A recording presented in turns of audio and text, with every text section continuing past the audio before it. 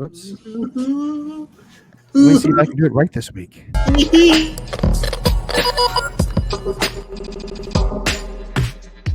We're the Con Guys, and this is the Con Guys Show, coming to you straight from the nerdy heart of Hollywood, California. And this is Jim with theconguy.com. She's been here with theconguy.com. Katie here, aka the Con Girl. Zordon did not want 5 teenagers with attitude. My name is Derek Sam. I'm Danae Sams, and that's my brother.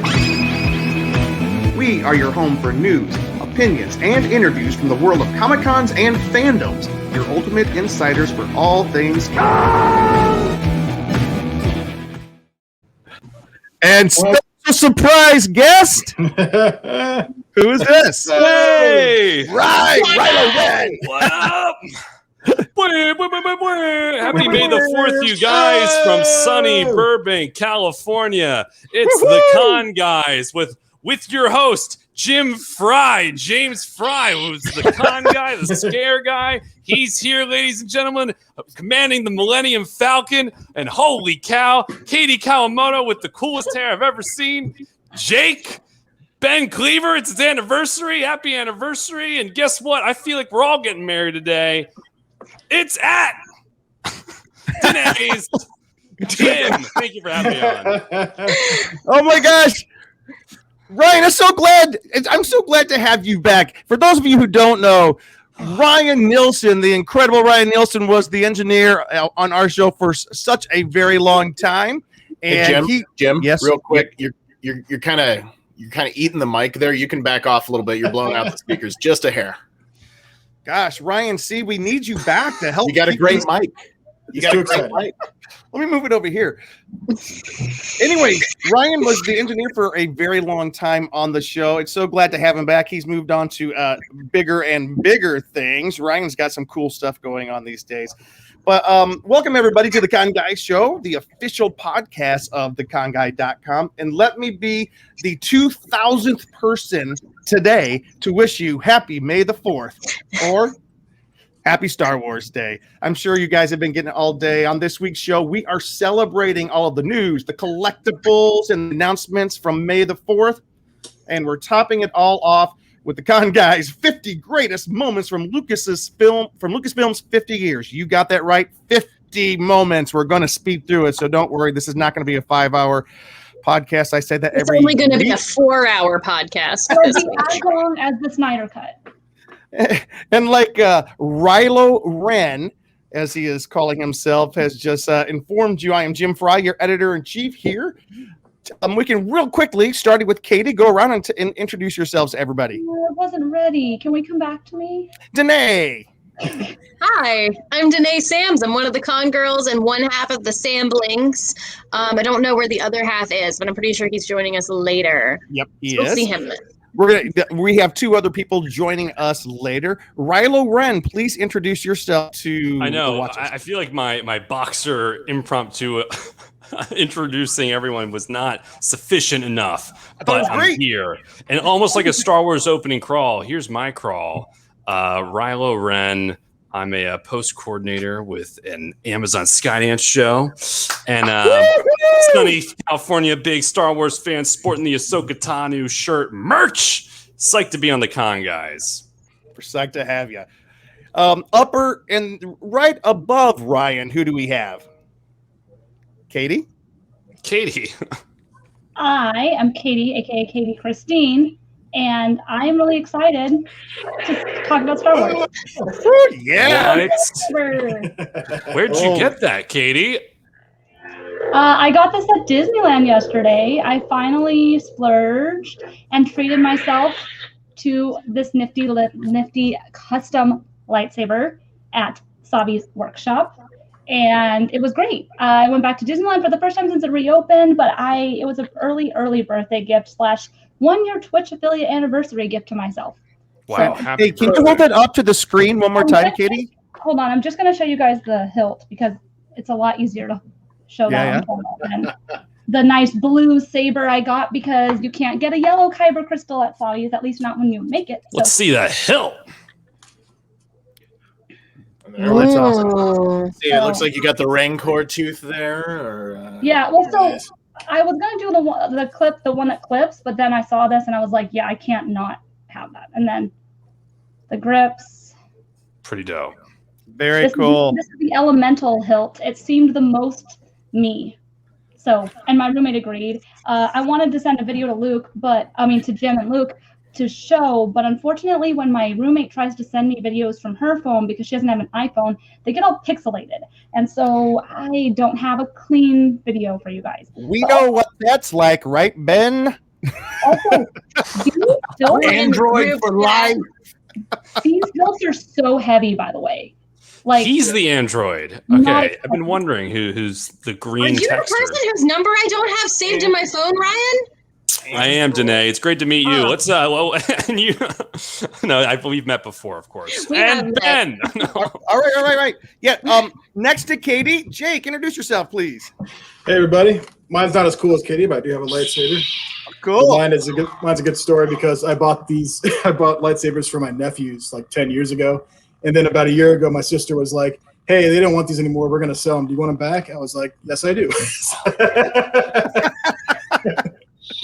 But I'm Jake from the Jacobus system, coming to you from Columbus, Ohio. And I'm excited to talk about my all-time favorite franchise, Star Wars, and talk about the cool collectibles that they announced today and all of our love for this great film series. Awesome. And of course, right below Jake. Hey everyone, it's me, old buddy Ben. And just want to take a moment to tell you that we are coming to you from thathashtagshow.com. And because I love being a sponsor whore, today's show is brought to you, as always, by Neft Vodka, reminding you to please drink responsibly, as well as toink.com, toynk.com. Go check it out. They got all kinds of collectibles and toys and all kinds of cool stuff there, too. And I'm super stoked because, as Jim mentioned, today is my second wedding anniversary. And, yeah, there you go. That was our first dance. Picture courtesy, Jim. And thank you for that lovely graphic, Jim. It's very thoughtful and kind of you. And this, as I said, this is our second wedding anniversary. So if y'all are doing the math out there, we've had 2 wedding anniversaries, all of which have been in COVID quarantine. So, hey! Hey, and why do you have that red cup? Oh, wait. Does he still do that bit? He still does that. it's just coffee this night. Wait, what bit? What? I was asking why you have that red cup, but I don't see a red cup. I don't know why I said anything. It's a red flute. That's what it's called. Okay, wait. And Go ahead, Ben. We still haven't had a honeymoon. yeah, my wife just popped in to mention we still haven't gone on our honeymoon. We love Bree so I'm much. not upset. It's fine. Good thing I like him. That was incredible. He's kind All of right. cute. That's awesome. Everybody who has a drink with them, hold your drink up as we toast the happy couple. Happy May the 4th. Thank you. Oh, wait. Hold on. Wait, she's going to get her glass. It's Okay, always okay. a party. Oh, sorry, I didn't mean to finish your. I almost step on the dog. There we go. So happy May the 4th anniversary to 2 of our favorite people, the con couple, Ben and Bree. 2 years ago, they took their first steps as man and wife on Star Wars Day, proving themselves not only super in love, but also super cool. May the Force be with you always. And also with you. So glad. Thank you. Cheers. Thank you, Jim. Okay, I'm going to take the dog out. Okay, take the dog out. Bye, Bree. All right. Hey, guys. Tonight, we are celebrating May the 4th, Star Wars Day. And let me just tell you a little story real quick. This is kind of weird. It looks like I'm not paying attention because I'm reading from over here. But listen, I saw Star Wars at the age of, I think, like 9 years old. Yes, I am that old. I collected the Star Wars collectible bubblegum cards way before I ever saw the film. My Uncle Randy talked about it as one of the best films he'd ever seen. And I remember having the bubblegum cards and he was telling me which ship was fast. The X-Wing was fast, but the Millennium Falcon was even faster back in the 70s. Back in the 70s, those dear old 70s, Star Wars fever was everywhere. And as a young kid, the first time I saw Luke and Leia swinging across that bottomless pit in the Death Star, I was hooked. It's the film that turned me into a storyteller and a writer and a filmmaker. It is the film that did that. It changed the course of my life, and it set me on my life's journey, and it's a film we can never forget. Everybody has a minute. I'm starting with Danae. Please tell us what hooked you into the Star Wars universe.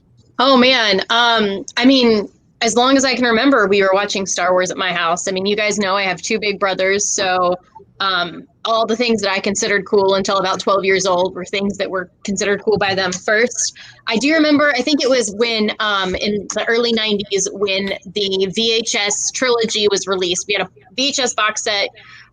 They were all in the black covering. I can hear an echo of myself through here.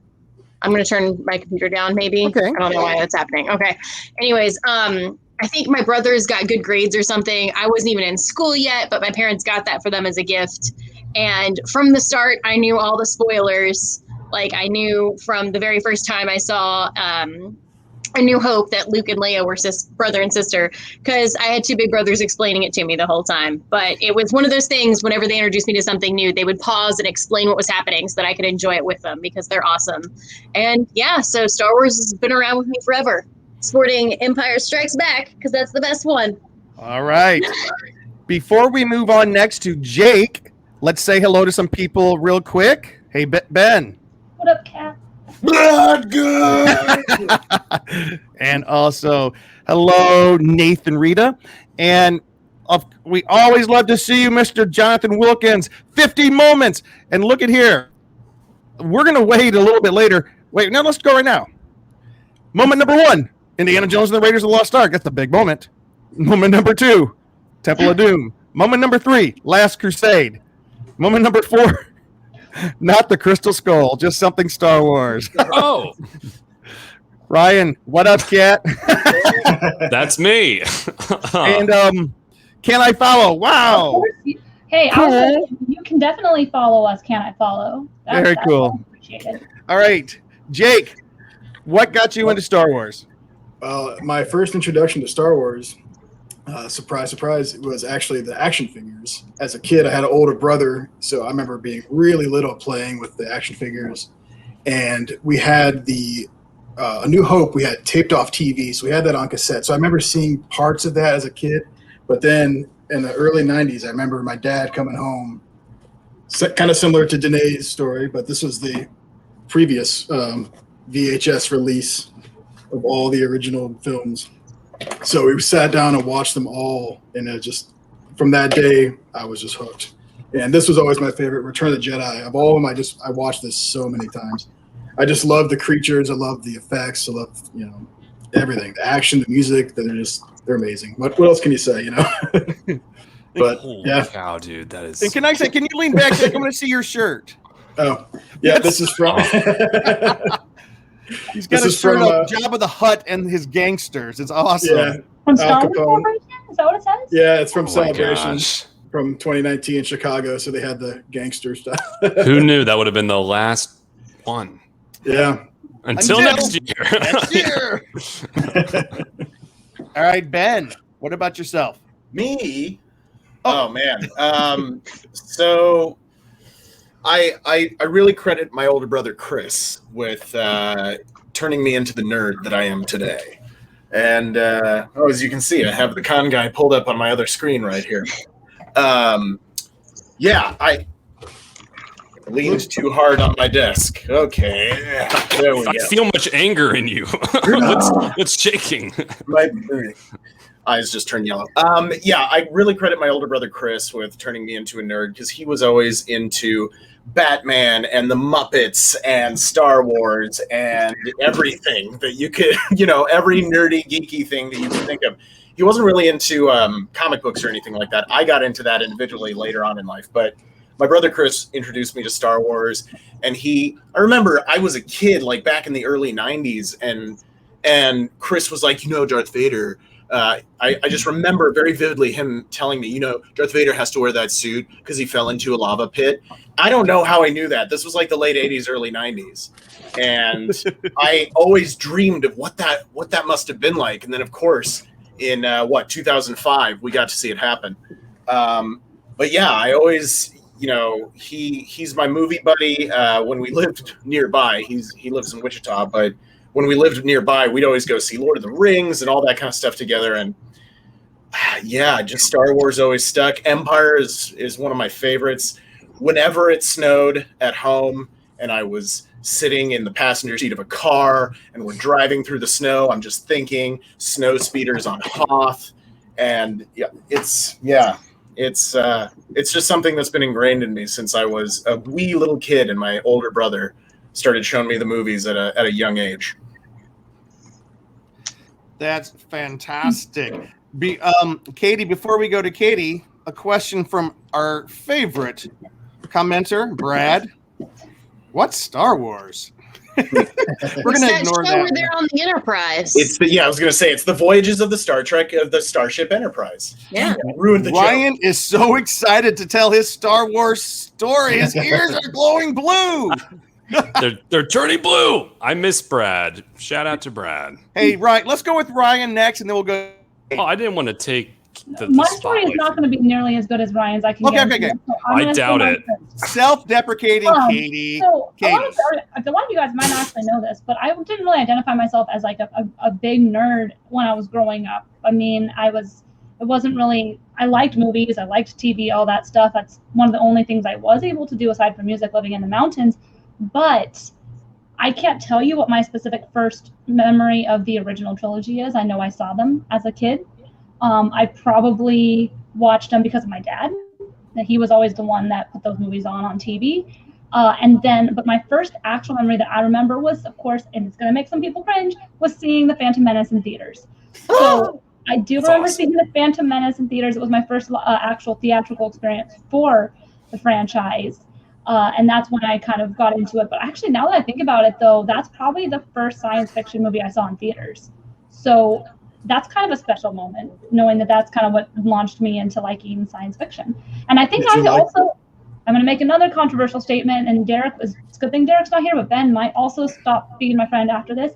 My dad always watched Star Trek when I was growing up, and I was never really a fan because it was the thing that my dad put on that I was like, I guess we'll watch this again.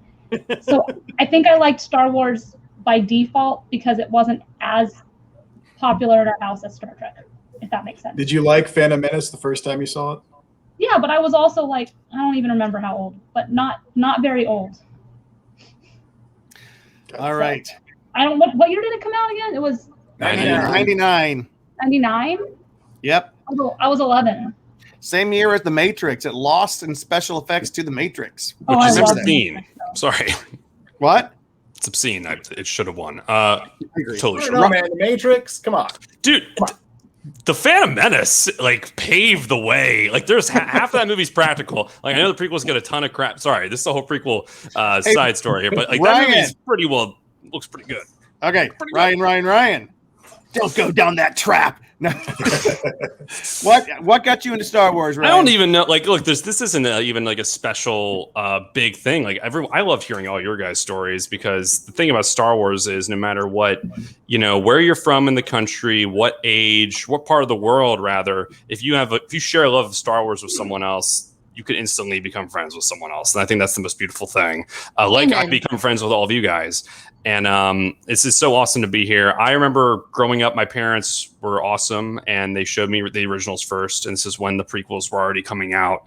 And then they showed me Phantom Menace and Attack of the Clones. And those were the ones I really grew up with while they were being released. I remember seeing the third one in theaters, Revenge of the Sith. But man, yeah, in middle school and in high school, that's when, there were really no movies coming out, and it was like the Clone Wars. And I was like one of the few people that I kind of just was like along for the ride with that. And I think a little bit of high school, the love for Star Wars kind of dwindled, and like I wasn't really paying attention to it as much. I was more falling in love with movies. But then when college came around, Disney bought it, and it was like, wow, we're actually gonna get more of this. That love was like completely reinvigorated, and it's just been growing more and more every day. So yeah. For those of you doing the math, that means Ryan is 14 years old. I'm Jim younger. is 575. At least. I knew Yoda when he was a wee little lizard. So, yeah. Okay, here we go. Real quick. We have a request from the audience. Hey, everyone, please do a round table of your favorite Star Wars characters, starting with Katie. It's a good question. My favorite character is Obi-Wan Kenobi. Cool. Nice. Jake. I gotta go Han Solo. Ben. That's those two are my top two. Kylo Ren. Just to be different, I'll go Yoda. Oh, I thought you were gonna say Ahsoka. Ahsoka is probably, as of late, my favorite. She's probably my favorite, like, current characters, like, stories still being told. I just hands down. We'll get into that later. But Yoda, I mean, dude, Yoda's like the master. Yoda is Star Wars. Like, everything from like the reverse speech to just like being that teacher, teaching Luke his lessons. Like, the reason we love Luke Skywalker a lot has to do with Yoda. And he's the one constant. Yes. Oh, he is. Yeah, Danae. I think I'm gonna pull whoever said it earlier and say, like, I have two people tied for first place, and that is Han Solo and Boba Fett. Like, both of them, I love those two characters so much. Like, I cannot tell you how much I loved season 2 of The Mandalorian, and I cannot wait for Boba Fett's spinoff. I'm really excited. All right. Here's mine are tied for 2 as well. And it's right here. This is the Star Wars Marvel comic book. Has the entire thing. This is old. This is a very old comic book, guys. It was the adaptation, which came out before the movie, actually. It has scenes in the comic book that were not in the movie. Very cool. But here is my 2 favorite characters right there, Luke and Leia, all the way. All the way, Luke and Leia. That is why I think Episode 9 ended perfect. It was the most perfect ending for the series. Mary Jenkins Fry, glad you could join us, Mom. Hey. Her favorite memory is taking our 4 boys to the outdoor drive-in to watch Star Wars. Her favorite characters, R2-D2 and C-3PO. Reminded me of my boys, always getting into mischief. I love that. That is the best comment. Mom, thank you for watching. I was hoping somebody was going to say the droids. I was hoping. Oh, C-3PO. I just always remember, I get teary-eyed when I remember I was at one of the Star Wars celebrations, and Anthony Daniels was on the stage, and he says the best part about playing 3PO, he goes, I'm really going to miss him because everybody deserves a friend like 3PO. And there's nothing truer than that. He's like a dog. You know, dogs are your friends no matter what you do. 3PO is your friend no matter what you do. Right. All right. You can tell him to shut up 1,000 times. R2-D2 is the foul-mouthed one because he's getting bleeped constantly. Jonathan Wilkinson, Solo for sure. Oh, there's Jonathan's picture there. That's cool. Never saw that before. All right, guys, we're going to move on. He's been on the show, Jim. I know he has. Jim, right. you know, a tiny picture appears next to their name, and that is called a profile picture. And everybody can upload one so that you know what they look like. Listen, I saw the Star Wars movies in theaters. I don't know these things. These are new things. All right, guys, let me ask you a question real quick. How many languages does C-3PO speak? 6 million. Did you know that? 7. I can read Oh, that. close. 7. Close. He was $1 million off. As of February 28th, 2017, by the time of The Force Awakens, C-3PO has upgraded his programming to include over 7 million forms of communication. Wait. Nice. So, wait, hold on. So I'm an OTOG. That's why I'm an OTOG. No, here's the TOG. deal. You're correct, Ben. I found this out this past week. I had to check some information with Lucasfilm about something. This information was never revealed in any of the movies. I was about to say, they didn't announce it in Force Awakens or anything. That he It was learned only more. revealed in this tweet from Star Wars back in 2017. So how Are are you you not supposed to know up that? to date on the Twitter, Ben? So I was right. But that begs the question for me. I want to ask a question to you guys. If that's the case, and he has 7 million forms of communication, would he understand Groot? Yeah. Absolutely. Sure. Yeah. It's just a matter Why of not? time before I would Disney, watch that movie. It sounds entertaining. it's a matter of time before Disney merges those two franchises. One last thing that Derek sent us today, this very cool social media post. May the 4th crossed out. Revenge of the 5th crossed out. Oh my This God. is the May. I Get it? understand that, but thank you very much. I love this. Did too. So instead of just May the 4th, Mandalorian. This is the May. I love This is the May. All right. I know Ben has. Ryan, have you seen the first episode of The Bad Batch yet? I have. I watched it today. All right. Star Wars The Bad Batch, the original animated series, follows the elite and experimental clones of the Bad Batch, first introduced in the Clone Wars, as they find their way in a rapidly changing galaxy in the immediate aftermath of the Clone Wars. Members of the Bad Batch, a unique squad of clones who vary genetically from their brothers in the Clone Army, each possess a singular, exceptional skill that makes them extraordinarily effective soldiers and a formidable crew. Ooh. Hey guys, tell me, Ben and Ryan, what did you think of The Bad Batch? Well, at first I thought the show was called The Bad Bitch, and it was about a young Princess Leia, but Oh, just her like kicking ass and all kinds of stuff. But no, it was The Bad Batch, which if you watch the Clone Wars series, they were introduced in the most recent season. Am I correct, Ryan? They didn't. The first 4 episodes. Yeah. I couldn't remember if they got introduced in the old school part of the Clone Wars or not. But anyway, so I was really excited. This show was just, it's basically like, hey, here's another season of Clone Wars, everybody, except it's focused on the Bad Batch. So, that's what we all want. That's what we all love. So I was really happy to see that. A lot of returning characters from Clone Wars, of course, focusing a lot more on the Bad Batch, fleshing out their personalities even more, even though we did get a lot of that in the last season of Clone Wars. And I love the first episode. By the way, 75-minute series premiere. I didn't see that coming.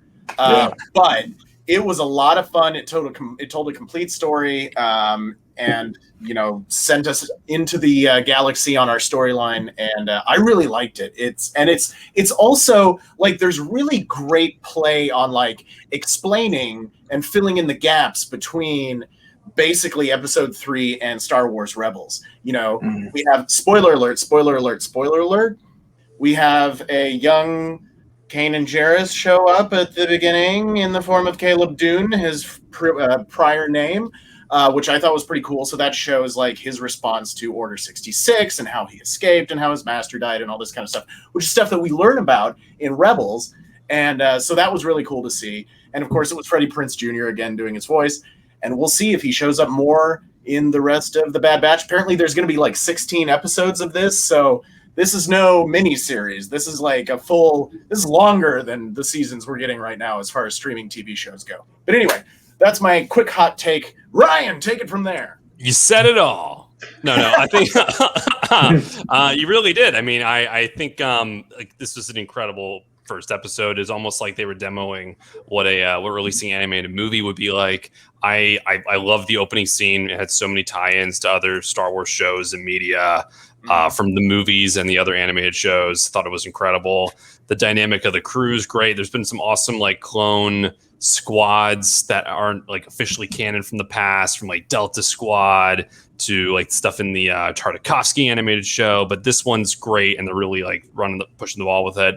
And there's a really awesome new character who was on Camino, who I'm really curious to see what we're going to get from them later down the season. But like this is more Clone Wars, and Clone Wars is awesome. Yeah. So I'm digging it, and I think that this is going to go in different areas of the galaxy we haven't seen. Yeah. One scene I particularly liked was you've got what is it, Admiral Tarkin at this point? He's Admiral, I think. He's an Admiral. Yeah, so Tarkin comes in. Of course, we all know Tarkin. Because one of the big questions is like, well, why did they switch to stormtroopers as opposed to clone troopers? And also, why are stormtroopers so terrible at shooting things? And there's a whole discussion between the Kaminoans and Admiral Tarkin about like, well, our clone troopers are, good, great soldiers, and they're super skilled. And he's like, and they're very expensive. And they're like, he's like, we could get, a recruitment force for half the cost.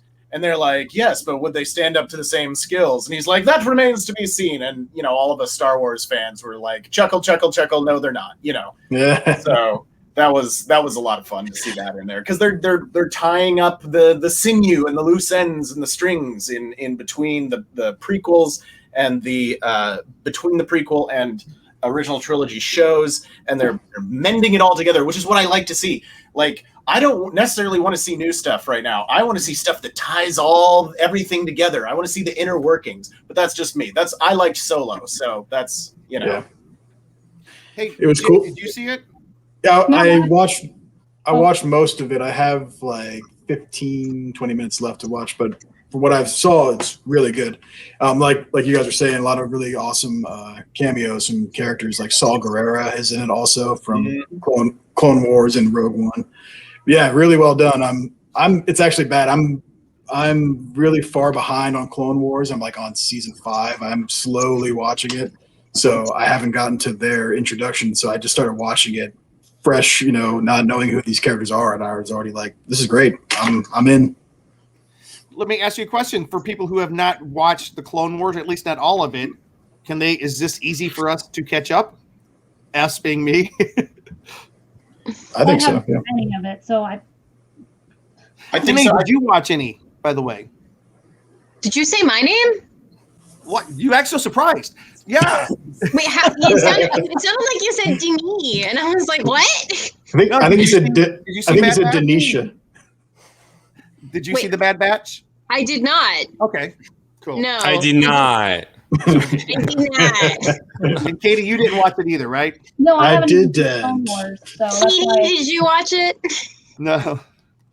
Well, that's cool. Anything else, guys, about the Bad Batch that we It's should be dope. expecting? I think you guys gotta watch it. And I think at the end of the episode, it's like go watch Clone Wars season 7. Boom, boom, boom, boom, boom. Almost like at the end of every like WandaVision, it's like see Age of Ultron. So I think it's a gateway. If you're into this, it'll probably entice you to go back and watch even further, because we know Star Wars, the order's all over the place, so you could probably watch it in any order. So it doesn't matter if we haven't seen Clone Wars. I mean, it'll only help. They do a pretty good job at the beginning of kind of giving you, your parameters without spoon feeding you information. Because it started off just like every Clone Wars episode starts off with like the 1940s World War II serial announcer, like, when we last we are on Camino, where the clones are doing this.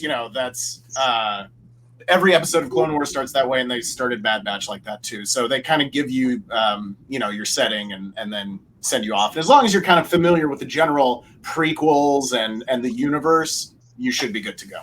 Okay. And that's actually Tom Kane who does that voice. Fun fact. Who? Tom Kane. Big voice actor. He actually he suffered a stroke this past year, so I think he's in recovery. But it was great to hear his voice, because he narrates every episode of Clone Wars. Oh, it's fantastic. We wish him all the best in recovery. All the best.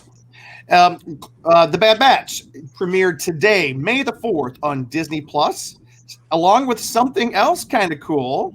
Yeah. Maggie Simpson in The Force Awakens from its nap. We have a little bit of description here. It is, well, you know what? I don't have it in front of me, so I don't really know what the description would be. No, I watched it. I was like, oh, is this going to be like a full like Simpson special? No, it's another Maggie Simpson 3-minute short, which are great. I was just kind of like, ooh, I'm gearing up to watch the Simpson Star Wars special I read about on insertnerdwebsite.com, and it was a 3-minute Maggie Simpson short, which there's a whole run of them. But this one was great because it was just random. It was Maggie at daycare, except everything was Star Wars themed. And it was just a love letter. It was just a Simpsons love letter to Star Wars, which is something we've seen in the past. The Simpsons has done tons and tons of Star Wars stuff. Of course, Fox and Family Guy too, right? What? Family Guy has too. Family Guy too, yeah. But we're not talking about Family Guy. Yeah. A Star Wars parody is so much fun, though. Like, I was just going to say, like, I'm not a Family Guy fan, but I love Family Guy Star Wars. It's just great. I want more things like that. My favorite part of the Family Guy Star Wars is when at the first episode, when he starts to tell the story, he's like, let me tell you the story of Star Wars. Let's start with part 4. Yeah. I'm told that the first 3 were just test screenings, and then the first one came out in 1999, and then they all were re-released after that. So If you guys, I mean, you're fortunate, Jim, to see the test screenings for Hey, these guys, huge films. What It wasn't good enough for Lucas. He had to change it. Come on. Here's what's cool, though. Yeah, I know. Here's what's cool about like the way I experienced Star Wars. I did see them each in the theaters. The first one at the drive-in theater, the next two at indoor theaters. But it was cool because Star Wars was such a gigantic force of nature back in the 70s and early 80s. And then it kind of waned a little bit through like the late 80s. You know, everyone had the Star Wars toys. And in the 90s, it started waning big time. But then something started happening in the mid-90s. They started re-releasing Star Wars back into theaters. The George Lucas's his reimagined Star Wars, with the special editions. And all of a sudden, this was before the age of massive social media. People started getting a buzz about Star Wars again. And then Empire Strikes Back, which I think is the best of the three. Amen. Overall, but also the special editions, because he tinkered with it the least. He just added some extra scenes with, the Hoth, the what's the monster in the cave? Wampa. Because I get that mixed up with the Wombats back home. Womprats. Okay. I used to blast Womprats in my T16. The Wombats. They can't be more than 2 meters. So it was cool to see it start building, and then one day it was announced, brand new Star Wars coming out, and everybody just went berserk.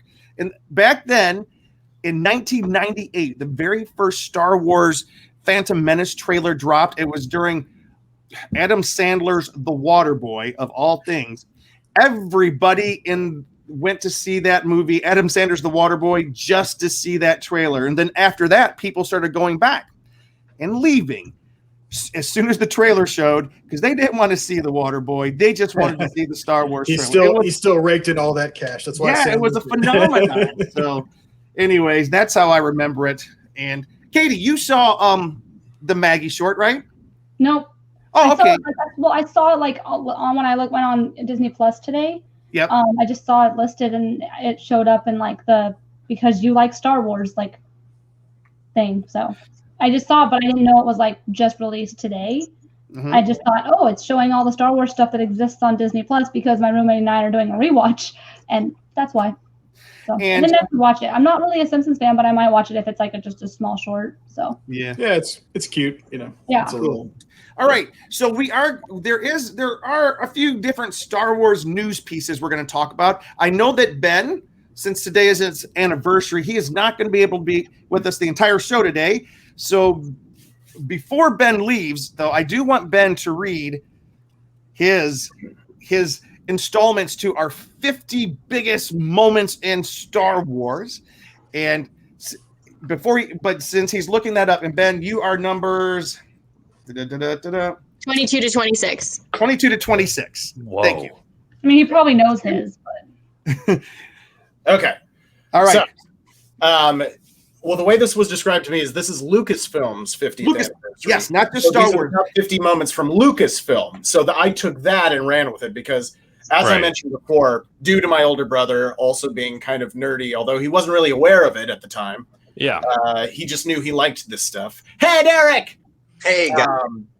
And so my brother exposed me to all kinds of stuff, and Lucasfilm was responsible for a lot of those things. So my top 5 Lucasfilm moments for the Lucasfilm's 50th anniversary. Of course, Empire Strikes Back. I love you. I know. How can you get better than that? That's just, and that I believe was improvised because they were on set, they were working on it. She was supposed to say, I love you. He's supposed to say, I love you too. They did it a couple times. It just didn't really feel right. And I can't remember if it was Harrison Ford didn't tell him or Lucas was just like, just do something. Or, whoever was, I believe he did have a conversation with Lucas and some others before doing it in the scene. Yeah. According to an interview with Harrison. Yeah. And she just goes, I love you. He goes, I know. And that's the most Han Solo thing to say. My next moment, also Harrison Ford. If you love Indiana Jones like I do, and you watch the Indiana Jones trilogy, because there's only 3 Indiana Jones movies. In the first Indiana Jones movie, he says, there's a big snake in the plane. And that's what sets us off with this whole adventure of Indiana Jones hating snakes. And that comes to play, of course, later in the film. But it's just the way Harrison Ford, he's such this, like, gravitas actor and has these hilarious lines that he delivers so perfectly. It's so great. So that's Raiders of the Lost Ark. Of course, the song Magic Dance from Labyrinth. David Bowie, Dance Magic Dance. I don't know this one. You don't know Labyrinth, Jim? I don't remember Magic Dance. The song. You remind me of the song in Labyrinth. What, babe? Babe with the power. What power? Power of voodoo. Hoodoo? I feel like I'm there now. Remind me of the babe. Dance, magic dance. Ben, you look and sound exactly like David Bowie right now. And you can only see down to here. And We'll just do a Con Guy remake of Labyrinth for Jim. My next moment, coming back to Star Wars, coming into the new era, I was 13 going on 14 when The Phantom Menace came out. I was prime. I saw The Phantom Menace 9 times in the theater when it came out. I didn't care. It was more Star Wars. It was only later that I was like, hey, that wasn't that great. But I think anymore, I would rather go back and watch episode 1 than episodes 2 or maybe 3. 3 is a toss-up for me. But Clone Wars made me appreciate them more. That being said, the Duel of the Fates lightsaber fight in episode 1 is probably the greatest lightsaber fight, even better than Anakin versus Obi-Wan. I think it's up there. Like they're fighting there. So yeah. Also, that's what we lightsaber fought to in my first dance at my wedding. At a glance, Ben, I thought you two were action figures in that picture. Who's to say we're not? And the last moment, the number 5 for me, in no particular order, for top 50 Lucasfilm moments, is Indiana Jones: The Last Crusade, the last Indiana Jones movie that exists. One coming out next year. Sorry. That's the cup of a carpenter. Mm-hmm. I love that.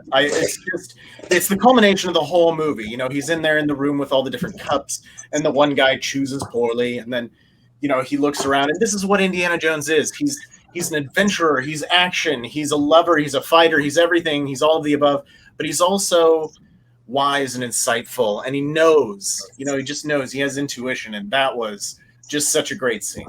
So they're my 5. That's great. And just to repeat, you said that's the cup of a carpenter. That's the cup of a carpenter. I believe that's the line. Yeah, it is.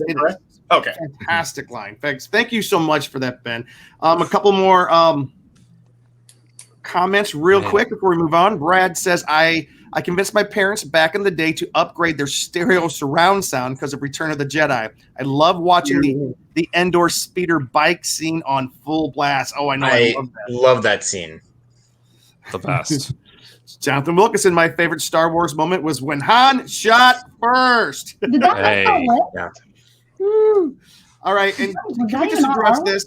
Ben is correct about 3 Indiana Jones movies, and that's all there is. There might possibly, we'll see next year, be a 4th. Fingers are crossed that 5th. Well, 4th. Sorry, 4th. My bad. Yeah. 4th. There were 3 Indiana Jones movies. Then there was a fan film. There was a whole Young Indiana Jones series. Yeah. 2 Lego games. Hell, a 3rd Lego game.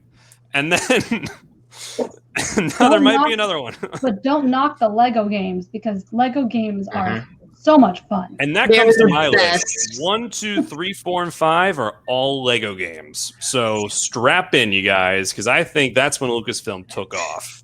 All right. So, Mr. Ben Cleaver, we're going to move on to Jake's going to take us through some collectibles, and me and Ryan are going to go through some news here. I'm going to take my leave of you now. Hey, somebody asked me why I'm drinking out of this red flute. Why are you drinking out of that red flute, Ben? Because whenever Ben Cleaver shows up, it's always a party. Ben. Happy anniversary, bud. Hi, Ben. Happy anniversary, Ben. Happy anniversary, Bye, Ben. Ben. We'll see you next week. Happy anniversary, Bree, if she can hear us. Bree, too. Bye-bye, guys. I think we have somebody joining the podcast, right? Do we? George Lucas. Oh, yeah. Dun dun dun! Hey! Cheeseman. Hey. Jeez, man. I would have been like, bye, bitch, when Ben. All right. Cheeseman. Real quick before we go into the news, Con Guy Derek and Cheeseman, why don't you guys introduce yourselves? Hi, I'm Derek Sams. I'm the brother of. Hang on, let's try and point this. That's my sister down there. Sometimes we call ourselves the Samlings. I'm a regular on theconguy.com and the Con Guy Show. Take it away, Luke. And I have my lightsaber as well. I'm Luke Cheeseman, as you can see here. Screenwriter and social media director for theconguy.com. So glad you guys could join us here in the second I was half gonna of the say show. welcome, guys. Yeah. Wait. Here we There go. we go. Hold on, I can I feel left out. I just have these glowing headphones. Look at this. Ooh. Derek, I just have a blaster. I'm just a pilot. Hang on, I've got a cardboard tube over here. I can't shake them. All right. My lightsaber goes with one of my biggest moments of all time once we get to it. But hey, so I'm talking, and Jake, before we go into the products, I just want to talk to Ryan for a second. Hey, oh, wait. Amanda, you are late. Where you been? hopefully watching Star Wars. Shout out That's to the Amanda. acceptable excuse today. I know. Was that a Back to the Future reference she was doing? Damn, I'm late. So now let me ask Ryan. Hey, I'm late Ryan, for school. Yeah. and maybe Jake. So Jake's going to take us through some of a bunch of the Star Wars products, at least a sampling, because a lot of them were released this past few days. But news. I didn't really get tons of news that was dropped today. Because you and I were talking yesterday. We were. By the way, we were Amanda, Brad says excited. happy birthday. We were like, oh my God, there's going to be all this stuff that drops. Or is there going to be a teaser? Is there going to be a poster? And we didn't Wait a get any second. of that. Amanda, let's hope that your mom's not watching. She's going to surprise her mom in Florida for Mother's Day. Spoiler. What do you mean no news? So Ryan, what were you saying? We thought we were going to get like a poster or teaser or something, but we were also like, you know what, guys, they have a new show coming out. Like, they don't want to overshadow the new show, which I don't think they did. And so maybe we were foolish to think that. But there were still some really cool announcements. I will just cover the stuff that's like on Disney Plus right now. Okay. We mentioned two of them earlier. Bad Batch, new animated spinoff, as well as this like Simpsons Maggie special, The Force Awakens from its nap. There's also these two other things that are on there. There's one called like Biodomes, where it's just like these landscapes famous from the movies, and it's almost like the best like laptop screensaver ever that you could probably just throw on. It's like this peaceful background, but there's like one of Hoth, there's one of Crate, there's one of like Luke's Island in The Last Jedi, there's one of some places in The Mandalorian. Really cool, and it was kind of peaceful to just have on. I had it on the background all throughout work today. They also have one of those for something very similar to some of the vehicles. So it's just called Star Wars Vehicles, and they tour you through the Millennium Falcon. You get to see like every nook and cranny of the Falcon, as well as like a Star Destroyer. So there's some really cool stuff they're putting on Disney Plus, trying to like fill up their series category there.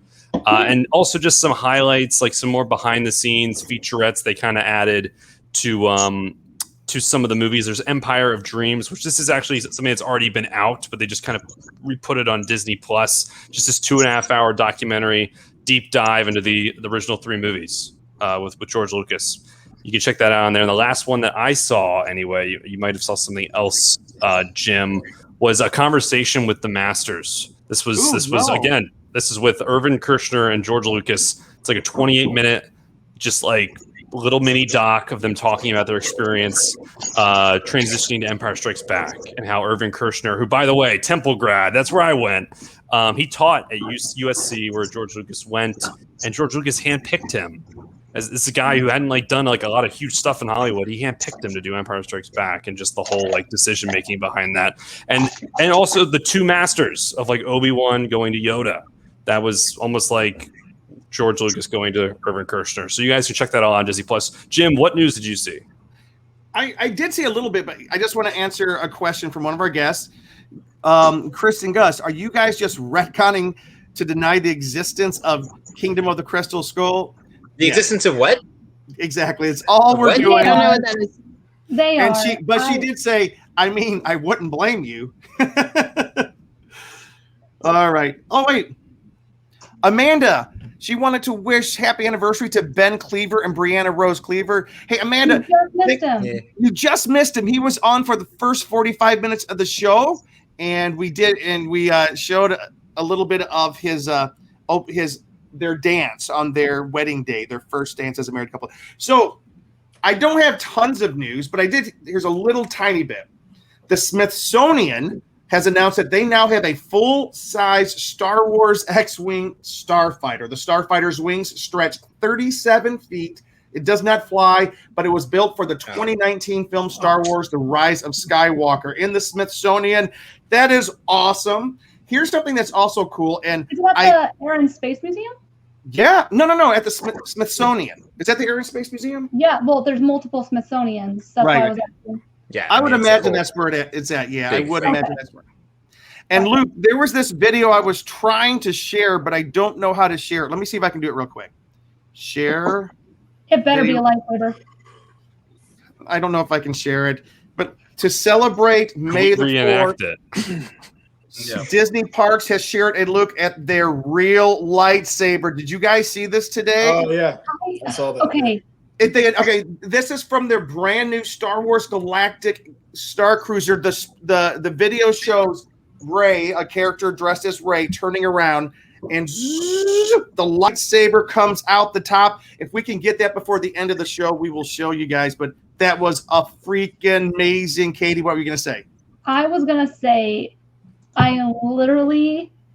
Well, first of all, of course, I freaked out because I was like, she just got a lightsaber, ladies and gentlemen. Thank you. She just bought one. Kylo Ren, I just spent $250 on one, and now I'm like, I kind of think, that okay, Luke, I sent you a link, so I kind of think that it won't be for sale. Which sounds kind of crazy. This is Disney we're talking about. I think it's part. I'll bet you they'll cave. I mean, that's a lot of money. Not Maybe. for sale. You know, maybe it is for sale. I don't know, but right now it's only it's only in the theme park experience, is what I think. But also, what was also announced today is that the Galactic Cruiser, the Star Wars all-inclusive 2-day resort experience, which was supposed to open this year, it's been postponed till next year. And you know what? That's to be expected. COVID kind of slowed everything down. They weren't going to have a lot of people probably filling it up. They want to start with the bang. So oh wait, Cheeseman, show it to us. Do you want it with or without sound? No, yeah, let's show this. We can have the sound. I don't think this will get us in trouble. Okay. Can you do full screen? Give me that full screen. This is good enough.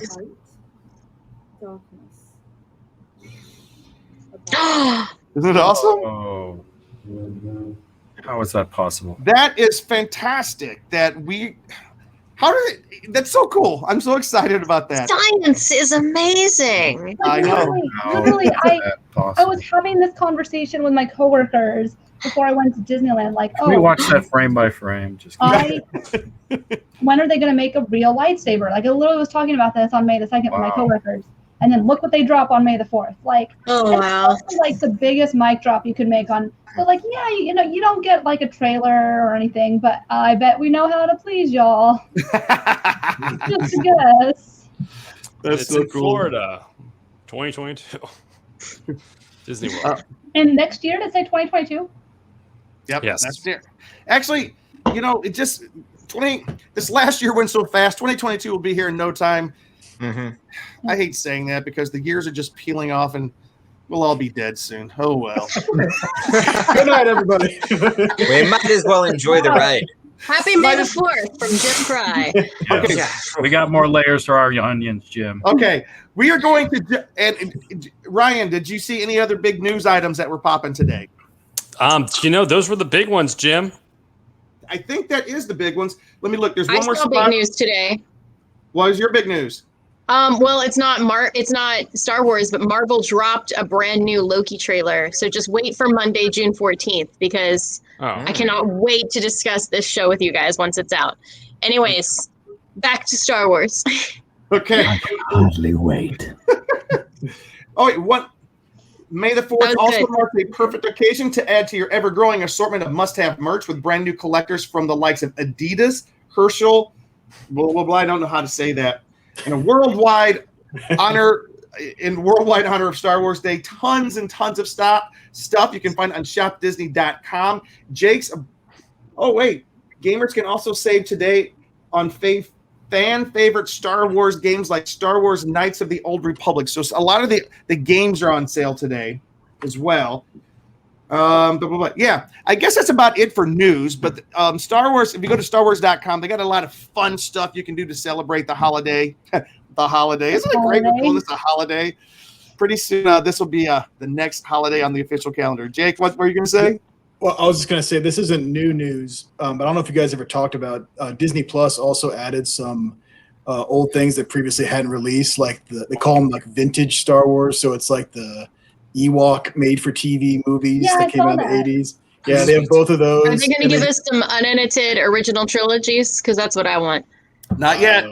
Probably not. But they have the Ewok movies and they have the Ewok cartoon from the 80s. And they didn't put the holiday special on it, but they put the animated segment, which is actually the first appearance of Boba Fett ever in the Star Wars universe, is in that animated segment. So they have it up there. It's called like the heroic Wookiee or something like that. So I don't know if you guys have seen that, but check it out. It's really cool. Brad said, awesome. Harrison Ford piercing Jimmy Fallon's ear last night on air was hilarious.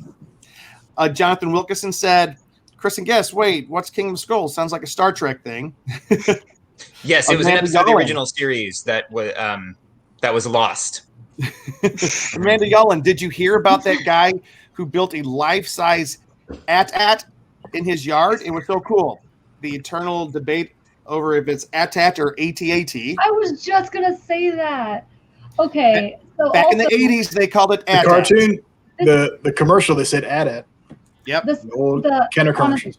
On a side note, because she did mention them, I went on Rise of Skywalker yesterday. Oh, yeah?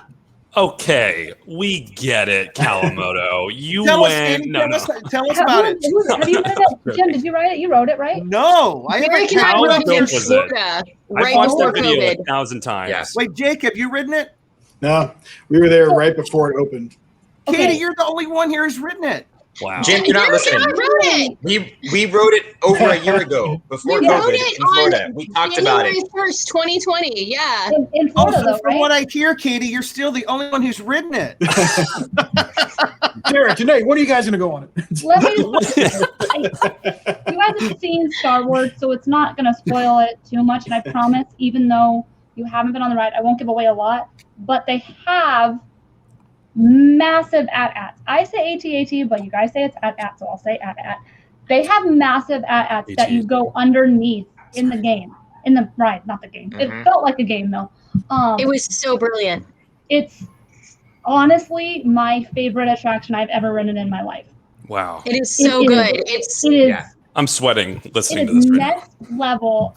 I was like speechless and almost crying during this ride. So thankfully we were able to get on. We didn't luck out with getting boarding passes because this system is really messed up. But thankfully I had some friends in there who helped us out a little bit. So that we were very thankful for that because it was honestly the biggest thing we were hoping to do. All right, Danae.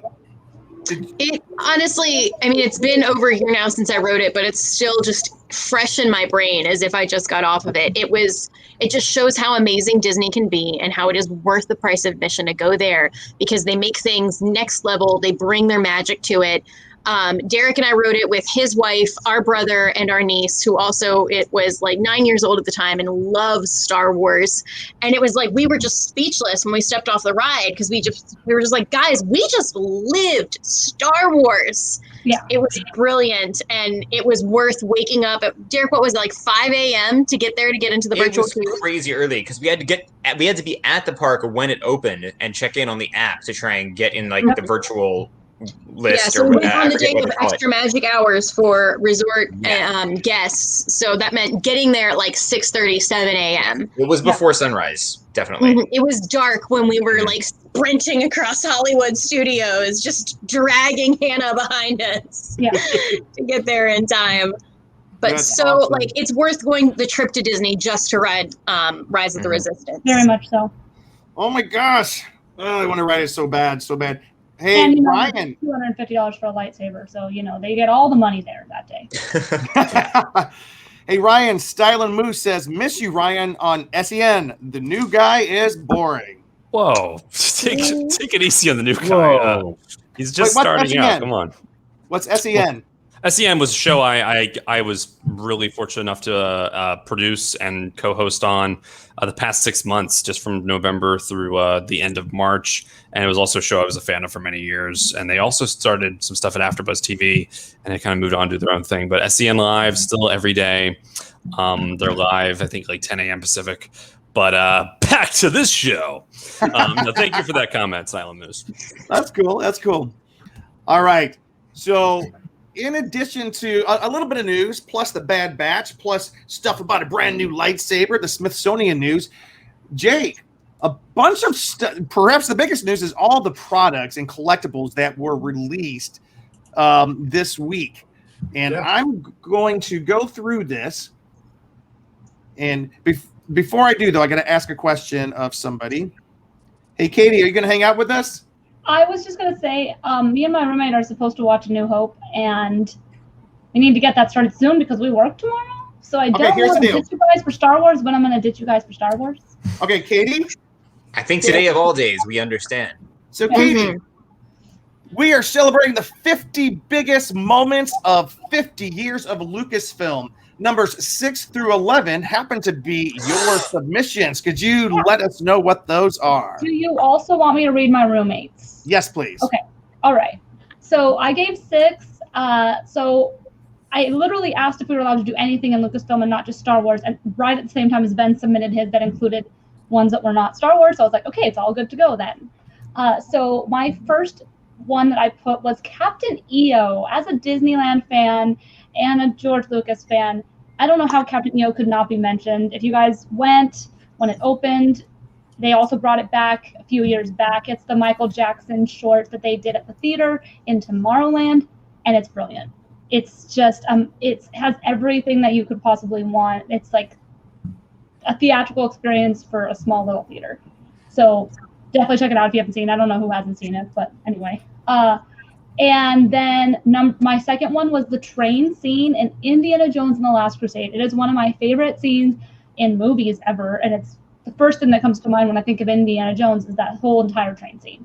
There's kind of everything. There's the fear of it. There's the action. It's got it all. And then I forgot that River Phoenix played young Indiana Jones, by the way, Jim, until you put that note on the thing. So totally forgot about that. And then my third one is, and I actually just watched this movie again yesterday because I'm watching one Star Wars movie a day for 8 days. Oh, you're such a good fan. 9 days. And I am watching them in order of episodes just because I wanted to get the first 3 done before I watched the rest of it. But the next one is the final moments of Revenge of the Sith, where Anakin turns and his fight / his defeat by Obi-Wan. I remember the first time I saw it, even though we all knew what was happening, it was heartbreaking to watch Obi-Wan's whole reaction to that fight sequence. And it's great. And it's the moment he becomes Vader. So how could we not like that moment? You wouldn't.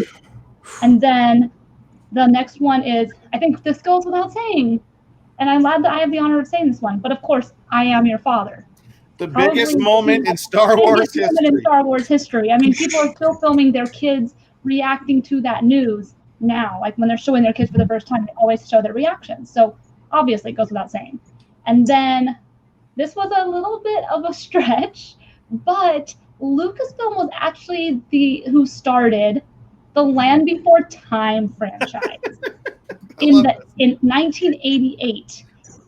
He was the one who released the first Land Before Time. It's gone on to other production companies since, but they started it, and it has had 14 films, most of them straight to video, but 14 films, a TV show, and a video game, all because Lucasfilm jump-started it in 1988. That's fantastic. Also, Littlefoot's mother's death literally crushed me as a kid, so it gets an honorable mention for that. And last but not least, I don't even care if people don't agree with me, but the Porgs, because I freaking love the Porgs. They were the cutest thing. I'm all about the little creatures in Star Wars. I don't know if it's Ryan, don't you have a Porg there with you? I don't have a Porg with me. I have a Grogu, but I'm a big Porg guy. That sounded so weird. I'm a Porg fan. I'm a Porg fan. Porga fan. Keep going, Katie. Keep going. Yeah, and then I'll move on to my roommates, because when we needed more to make 50, I asked my roommate, who was a huge Star Wars fan as well. She's a massive fan of Vader's. He's her favorite. So she put his final battle in Rogue One, because obviously who of us did not get hyped at that last moment of Rogue One when Vader shows up. It's great. Yeah. Also, and of course, people have their thoughts about the new trilogy, but my roommate also was saying, when we find out that Rey is a Palpatine. Yep. Obviously blew all of our minds. Anyway, and then you can't have a Lucasfilm list without mentioning Indiana Jones and the giant boulder running away from it in the beginning of Raiders of the Lost Ark. Absolutely. Iconic. It's in the ride. It's iconic. And the cameos at the end of Mandalorian Season 2. Who? Yes. Who are you talking about? Luke Skywalker. Yes. Obviously. So that was probably the biggest thing. Oh, that's great. And I had an honorable mention, and I was like, mention your honorable mention, and I'm trying to remember what it was, and I totally forgot. Sean Connery, rest in peace, in The Last Crusade. Just Sean Connery in The Last Crusade. Great pick. His character is one of my favorite movie characters of all time, and he added such a good dynamic with Harrison Ford in that movie. So absolutely. Yeah. Absolutely. We have a couple of comments. Style Moose, subscribing to this one out. We love that. Thank you so much. Yeah, thanks, Style Moose. Okay, Katie, this one's for you. Amanda hated Captain EO. Sorry, Katie. It's fine. All right. Jonathan Wilkinson, Katie coming in hot with the Indiana Jones. I watched Indiana Jones and The Last Crusade probably once a week when I was a kid. So I love those movies. Narcolepsy 27. I think that's the best screen name I've seen in a long time. Yeah, I love He's his father. We just ruined it for him. Oh, sorry. My beast. All right. And Luke, Amanda's got a comment there. If you can, wait, messaging. Amanda, where are you messaging it? Just let us know. And because it's just saying it's proof that they're pronounced at and not at. Wait, Ryan. Look, I think it's both. I think it's both. Like, I think I say aunt. My mom says aunt. Like, I think it's both. I've heard both in the movies. I've heard or in the shows. Like, I think it's either or, right? Just to piggyback off of that, if it is pronounced at and not AT, then how do you pronounce ATST? Thank you. Also, Thank you, Danae. Also, Atst? Do you do Atst? What do you guys? Is that what you call it? R2D2 C3PO. Well, Katie, just dropping mics. Here's just one. dropping mics. Do you guys say Han Solo or Han Solo? Han. Because 3PO and Lando both say Han. They do. They do. Yeah, but do we believe anything? Anyway, Adults trust a droid. Brad You're not going to wants trust to know. 3PO, Jim, after all that? I love 3PO. No, you trust Lando, Jim. Maybe different planets have different dialects. Yeah. And hey, Brad wants to know, is there a scene in any of the Star Wars films that you can watch over and over like 50 billion times and still not be tired of it? There is one that I can mention. All 5 of my top 50. Okay, and we're going to get to yours in just a second. Brad, I'm going to tell you, there's one scene I can watch over and over again. It hits me in the gut and puts tears in my eyes every single time when Luke stands in front of the twin sons on the as a farm boy, not knowing what he's about to get himself into, wishing for the future. Oh my gosh, what a scene. What a scene. All right. Hey, Luke, did you get the Facebook Messenger from Amanda? If not, I will look for it. And Luke, it looks like you've got something loaded up for us right there. What is that? Well, this has to go with some other stuff I'll be talking about. But one thing I did load that I could talk about. So I think the actress who did the Rey thing for the lightsaber thing that came out, she was actually somebody from the theme park, because I was like, she looked familiar, and I went back and looked at her Instagram, and I'm pretty sure that's the same actress that works the park. So they hired, somebody that works, there regularly as Rey to be the person doing the lightsaber. How Cheeseman remembers every face he's ever seen. He's got connections. I mean, that's her, right? Yeah, that's her. Okay. I don't know. Did you ask her what her last name was? Okay, sorry. We got a hookup. Did you ask her what her last name was? Rey. Rey who? Yeah, I should have. Rey nowhere. Yeah. No. Katie, from all of us to all of you, may the 4th be with you always, and thank you for being with us today. Have a great viewing of A New Hope, the best movie of all time. Have a good night, and if anybody after they're done watching the show wants to go through my live tweets, I've been live tweeting and my rewatch of it. So. Oh, good, good. Yeah. So and wait, Katie, what's your Twitter so they can follow you, because it's not showing up on the screen? Oh yeah, KT_Christine CHRISTINE across all social media and Twitch. I just hit my 1-year Twitch affiliate anniversary, which means my 1 year of getting paid to Twitch stream. So I will hopefully be Twitch streaming soon. I got some new hardware to try out, so join me hopefully tomorrow or Thursday while I celebrate. And I will see you later. Cool. Bye. Cool. See you, Katie. See you, Katie. Yeah. Ryan, did you need to do a brief dance as well? I think I can float. There was some. I was sorry if I was slightly distracted. There was a little bit of. Oh my gosh! Oh my gosh! A year ago today. Who would have thought? Woo! I had a. Thanks for showing that, Luke, because I've never seen it before. I'm flustered. We never show that on our show. Oh, do you show it often? It's like the Paul Rudd clip that he does every time he goes on Conan. From Mac and Me. Yeah. Wait, is Luke going to say my line? From Brad. I already did when I first came in. Is that what he's talking about? What's that? I was like, bye, bitch. Oh. All right. It's a family show. Come on. Yeah, all right, Amanda, we'll check our personal Facebook messengers. But right now we are going to go into Jake's specialty. Here we go. Yeah. Jake. Show us toys, Jake. So Jake, what I've done is I've loaded up a bunch of guys for the past couple of weeks. Jake and Brad have been doing nothing but like toy shopping and showing toys. We need help. You guys need help. It's pretty ridiculous, but pretty awesome. And so I've been able to grab just a sampling of some of those toys that have been coming out. And this is not to mean that Jake has bought all these toys, but he's going to kind of take us through some of the toys that have been announced. A lot of it has been announced on Hasbro Pulse, which is going on all week, and other things. So Jake, I didn't have time to put big fancy backgrounds on all these things, so we'll just start right here and just kind of tell us what we're looking at. Yeah, I actually showed him on camera earlier. That I actually just found that today. That's the new Black Series Boba Fett action figure. His appearance in Return of the Jedi. So if you're a super nerd, you know the little differences, and just the amount of detail. It's amazing. Yeah. So That's really cool.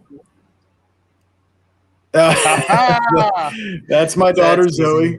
She's celebrating today, May the 4th. Her first May the 4th. So she's already very skilled with the lightsaber. She just needs to learn where to put her hands on it. Is it pretty light? I'm surprised she can hold that up.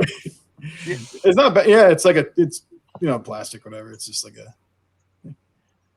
Oh, is that like a? Oh my gosh, poster? you guys! Yeah. How awesome really was the art? The art that's come out is incredible. This is like a. Is it a print or is it just like a? I think it's a print that you ordered this. I thought, Jake. I didn't know. Oh, okay. But it's really cool though. Remember, this was the print we saw at Star Wars Celebration. Oh yeah, you're right. They had a big mural of that, didn't they? Yeah, that's really cool. It's just kind of like a collage of a bunch of the characters from Why does Luke look like a girl on it, though? Why does Han look like Emilio Estevez? Right? You also got Ahsoka and the Bad Batch down there. Yeah. All right. Yes. These are some new releases they showed today. They're the Star Wars Vintage Collection action figures.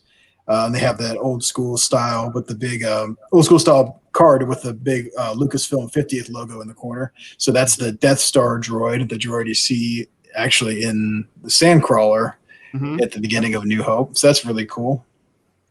And there you have the Tusken Raider, the same kind of card. And you got from Return of the Jedi, you have Luke on Endor with his poncho and helmet and all that. That's a cool Luke. I've not seen that one before.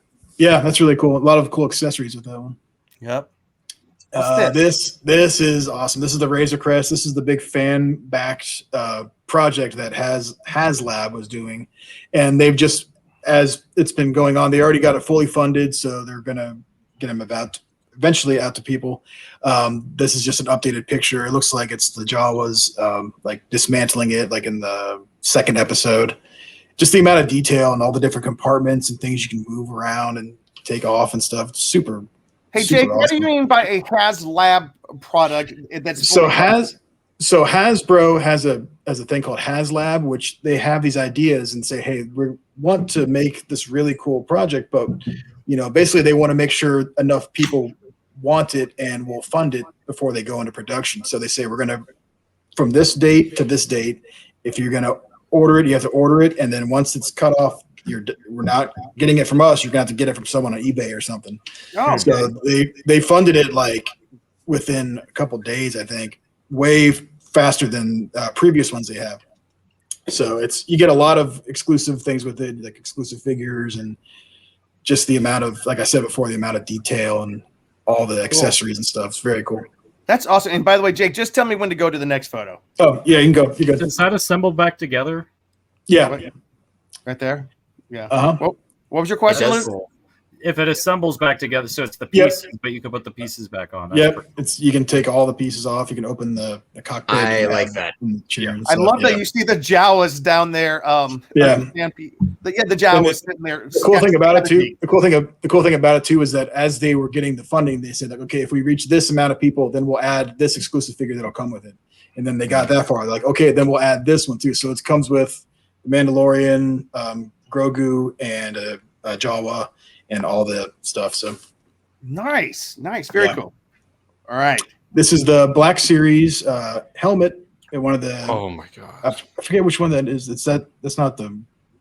That looks like Boba. Kind of, yeah. Is that the right color though? I don't know. It might be one of the other characters from Mandalorian season 2. I'm colorblind, so don't ask me. But it's a little bit of a green tint. 2021 Hasbro. So okay. Hard to tell. Yeah. But yeah, they have these highly detailed like movie quality helmets you can buy, and they have like, X-Wing helmets, they have Luke's helmet, and they've had all these different Stormtrooper helmets. So that's just the newest one they announced today, which is a new Mando helmet. And this is life size? Yep. Mm-hmm. Very cool. I think it even has like a maybe voice changer in it and stuff. Like, you can wear it? Yeah. Mm-hmm. Sweet. Oh, that's real cool. And so this is a fun thing they did with the vintage style action. They call it retro style. And a lot of it in the collecting world, a lot of really sought after things are prototypes and like early releases. So they made these to look like they are prototypes, like the first ones off the assembly line, like test shots. Hey, just for those who can't see this, sorry. It's a Boba Fett figure, but it's all different colors. Like all the arms and legs and head and body, they're all different colors. Yeah. It's like the game Cootie. Right. Is what it looks like. And you've just assembled your different Boba Fetts. Right. Mixing and what's fun about this one is that if you order it or whatever, pre-order it, you don't know which version you're going to get. You're going to get some variation of that. And it's just a fun thing that they did, that because people like that kind of stuff. They like to have, exclusives that are unique. So, and do you know who's selling this?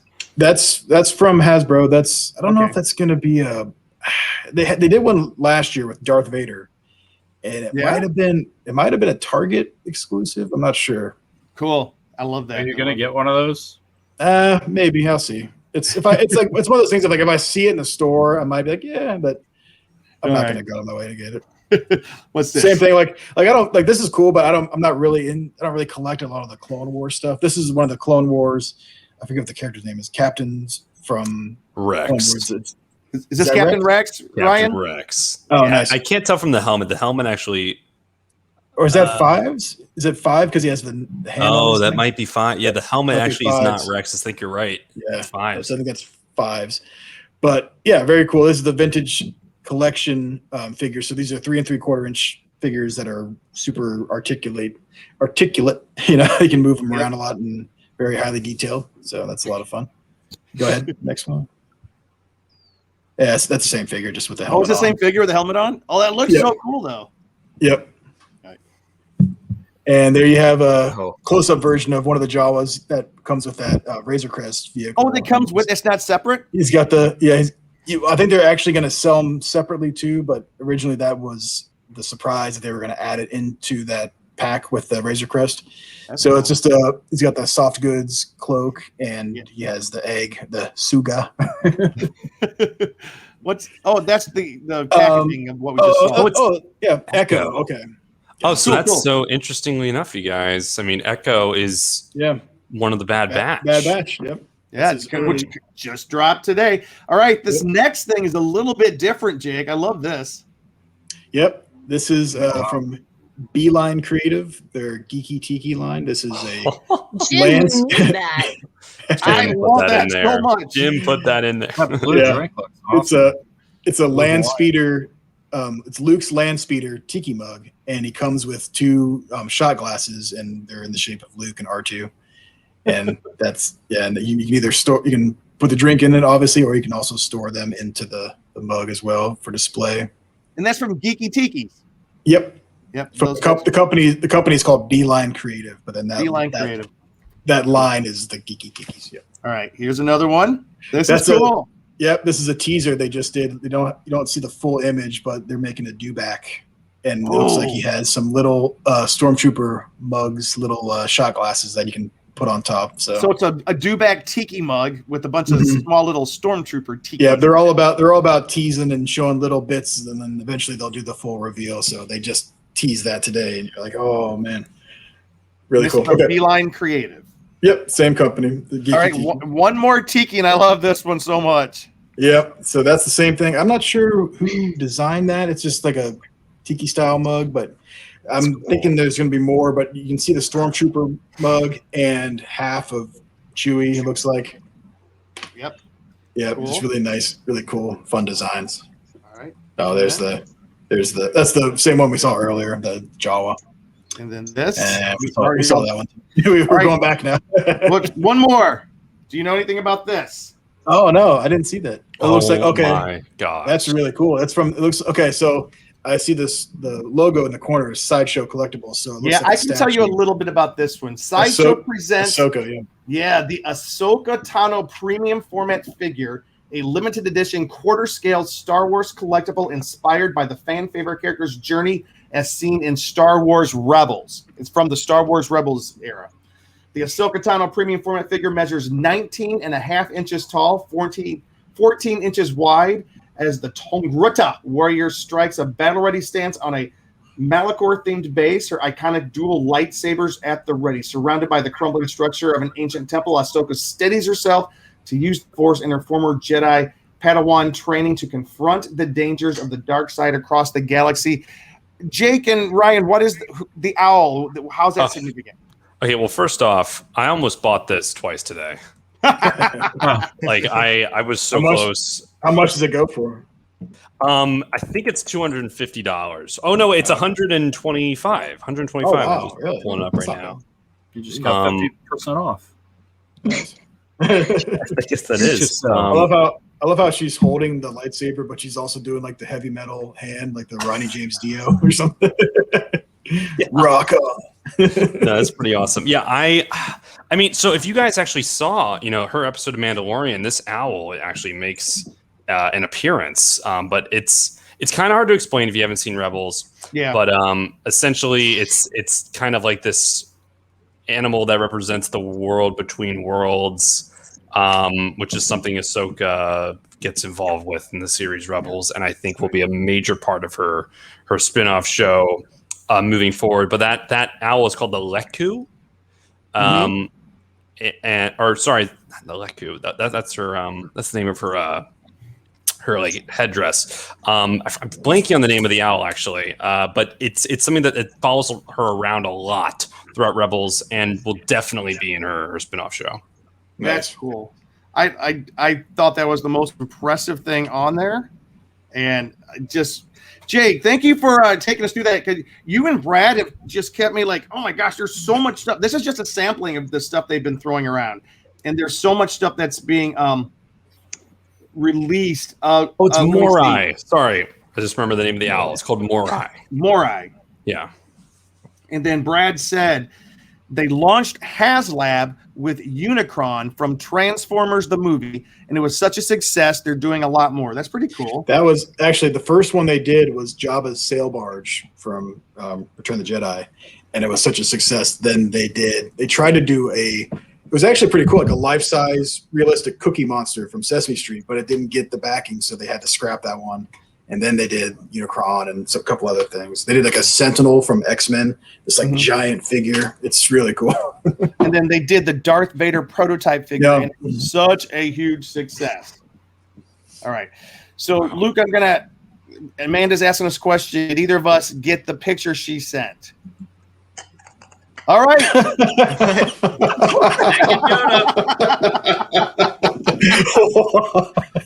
Oh my!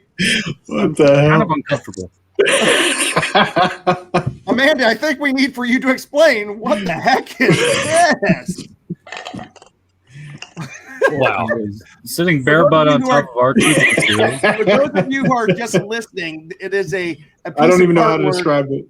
of Jabba a super muscular and apparently nearly naked Yoda, kind of gross. Like the Hulk naked Yoda straddling R2D2, holding a little bitty Jabba the Hutt as a little side toy. Yeah, right in his and armpit. as Narcolepsy says, wait, he says, wait a second. WTF. We'll keep it at that. All right, Cheeseman, you can do away with that. We're giving away free posters of this type. Just kidding. Please, no Screenshot it. All right, Take it so away. guys, here's the deal. As Take it away. promised, Take it away. as promised, we're going to wrap up the show very quickly with the 50 biggest moments of Lucasfilm history. But before we do, Con Guy Derek and Cheeseman, you guys missed a little portion of the show, which we did at the very beginning, in a minute or less. Derek, starting with you, how did Star Wars become a big part of your life? Oh, I don't even remember the first time I heard of Star Wars. I just was always seeing pieces of it on TV and everything as a kid. It was a long time before I saw any of the movies in order until sometime when maybe I was around 9 or 10 years old. We borrowed the VHS tapes from my uncle and watched them all straight through. And I loved them. Yeah. And yeah, that's less than a minute, right?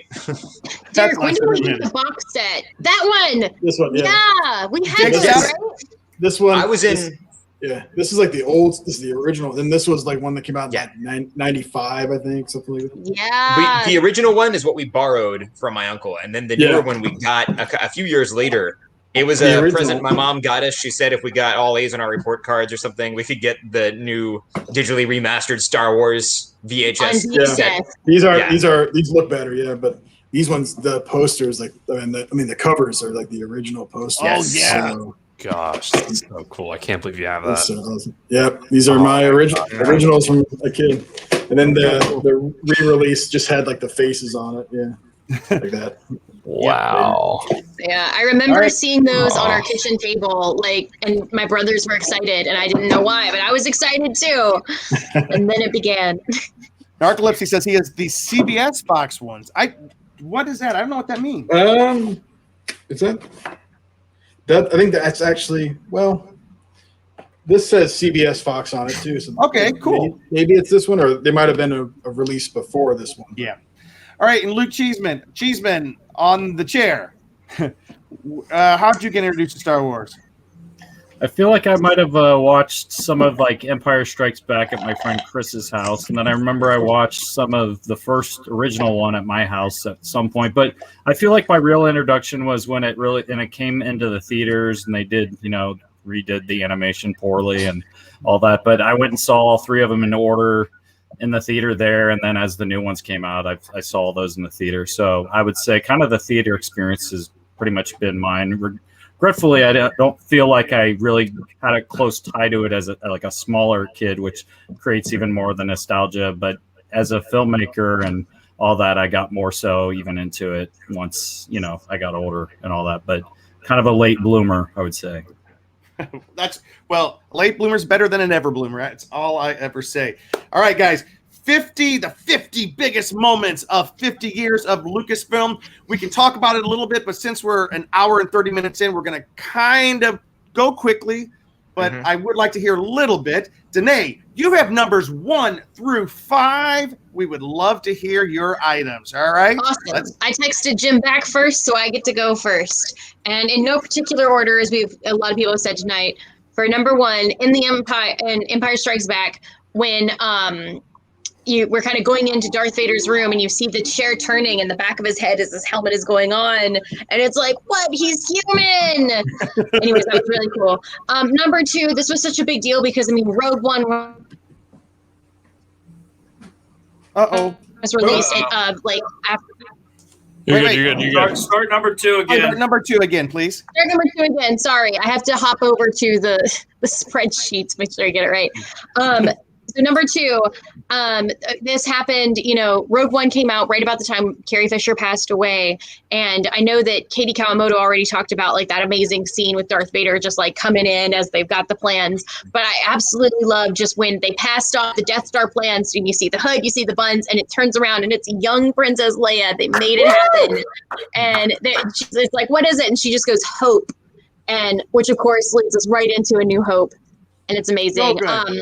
Number 3, one of my favorite Star Wars moments in the ending of the very first episode of The Mandalorian, where we see Baby Yoda for the first time, and then just that beautiful shot of their silhouettes as he is standing over Baby Yoda in his floaty pod, and his little hand just reaches up and Dana's just reaching down towards him. It's so good. Number 4, I saw this today because while I was having dinner and getting ready for the podcast after work, I turned on my favorite, which, as I said, is The Empire Strikes Back. I just love when Han is repairing the Falcon and he's got his goggles on in just that one teeny tiny shot. It's amazing. And I love that in our notes, Jim included the second part of my text. This is one of my favorite moments was in Jabba's palace when Leia uses the chains that she is chained with to strangle him to death. Yeah. And then I wrapped it up with an all caps because that's what you get for running a sex cult, Jabba. Here. Can I tell you something? As a kid, it didn't quite register with me, but as an adult, she was chained up and held as a slave, and the accoutrement of which of her captors is what she used to kill her captor and free herself. That was amazing. I don't know if that's intentional, but boy, that's so awesome. One little comment, and also I don't know if this is intentional, but that outfit that has just been sexualized by so many people because it is, rather demeaning, was Han Solo was blind the entire time she had that on. Han Solo did not fall in love with this sexualized image of Princess Leia. He fell in love with the turtleneck, long sleeve, bun head Princess Leia that we see in the rest of the episodes. And I just think that's awesome. Oh my gosh, I never even let that be a lesson to all of us. Yes. Yeah. Mm-hmm. All right. That was numbers 1 through 5. Katie gave us numbers 6 through 11. And we will post all of these after the podcast post. Katie also gave us 12 through 15. Number 12 through 15. Ryan, our special guest tonight, has given us numbers 16 through 21, which includes your bonus one you sent to me today, Ryan. So I don't think I sent you the run sheet, but do you have the ones that you sent to me? I do, I think. Awesome. Yes, I do. Okay, cool. Sorry. All right. Number 5 or 15, whichever number I am. 16. Sorry, number 16. Guys, Ahsoka Tano, live action debut on The Mandalorian. Yes. This is a character who unfairly was probably hated at one point, maybe even more than Jar Jar when she popped up in the original Clone Wars movie, which like was she really? I think, and that was probably an uglier side of the fandom that really piled on her, but like also just wasn't a popular character. It wasn't a well-received character in that movie that came out. But the Clone Wars animated show, again, I think some of the best Star Wars we've had in the past 10 years. She was the most compelling character in that show. They totally made her so interesting throughout it, to this point where she became probably my favorite character of all the new Star Wars. And can we just stop for a second? I never knew that there was controversy around her. The fact that the original, like her initial introduction, like 2008, and for her to go from that to it's 2020 and she's live action, like legitimized on The Mandalorian, and just blows the doors off that show. Yeah. Rosario Dawson, holy cow. Like, it's probably the most redeemed character, I think, in like storytelling history. Like, cool. I can't. Awesome. I didn't know the that. pendulum swing is amazing. So Ahsoka Tano, that live action debut. All right, number 17, Boba Fett, canonized as being alive at the end of the premiere of season 2 of Mandalorian. Like, something that fans have been thinking about since 1983 when he fell in the Sarlacc pit. Like, is he alive? Is he not? Like, it was always like maybe. And then when they pan to him as the twin sons, and you're like, oh my gosh, there he is. Holy cow. That was a moment. I'll go number 18. Is from Empire. Also my favorite. Yoda lifting the ship. Oh my gosh. Not only the music, but just the I don't believe it. We couldn't believe it. And that is why he fails. Just the lesson to Luke. Sorry. And that's the only reason we can't do the same thing. No, but Ryan, that is such a powerful scene. And you mentioned the music in the movie E.T., which came out in 1982. There's a little brief scene of a little kid dressed up as E.T. on Halloween, and they cut to that Yoda's theme and the music, and it just takes you back to that scene. However, this scene where he lifts the ship is not completed. That scene is only half the scene. Years later, in what year did Rise of Skywalker come out? 19. That's when the scene finally finished, when Luke finally raises his ship out of the water, and we hear Yoda's theme. Amazing! It's all I gotta say. That was just brilliant storytelling. I love it so much. That scene just, I'm gonna get tears in my eyes just thinking about this stuff. It does it to me every time. It's incredible. And then even apparently when they filmed it, that was the one shot. The wings kept falling off. It kept filling up with actual water. And that was like the one take they got. And it's incredible. Number 19, I'm messing up with math. 19. Last Jedi. Guys, another Yoda scene at the fire. The trees burning. And Yoda gives Luke his final lesson, which might be one of my favorite scenes just all of Star Wars. It's my favorite scene in the movie, hands down. The greatest teacher failure is just chills every time. Like, he's still teaching him after all these years. For me, that's the full circle. That's the ship in 9. Like, that was the moment for me. That was the final lesson. Just a beautiful, beautiful moment that I revisit constantly. And then my number 1, which is number 20, Luke throwing away the lightsaber, refusing to join the dark side. I mean, this is the culmination of the whole thing. Like, after he brings up like, sister, you have a twin sister, and just his like roar, and that whole moment there, man, that is that movie. That is this fight. Like, I love it. Holy cow. And then my honorable mention. It's the internal battle. You scared me for a second with that one. I thought you were talking about when he threw the lightsaber in the Ryan Johnson one. I'm like, nah. Last Jedi. Me too. I was about to. I know, but he is known for throwing lightsabers. No, I will say, when he threw it, I mean, he just goes, "I'll never join you," and I'm a Jedi like my father before me. Like, holy cow, that's stuff cool right there. Honorable mention though is from The Last Jedi, and honestly, like, this is probably the scene. I am a fan of that movie. I'm a defender of that movie. But the scene when at the end of that film, when they blow up the base door to create All Hope Is Lost, like this princess who sent out a call sign for hope is hopeless. Like it's deflated. No one's coming. They've sent out the signal, and you see Luke Skywalker coming from the shadows.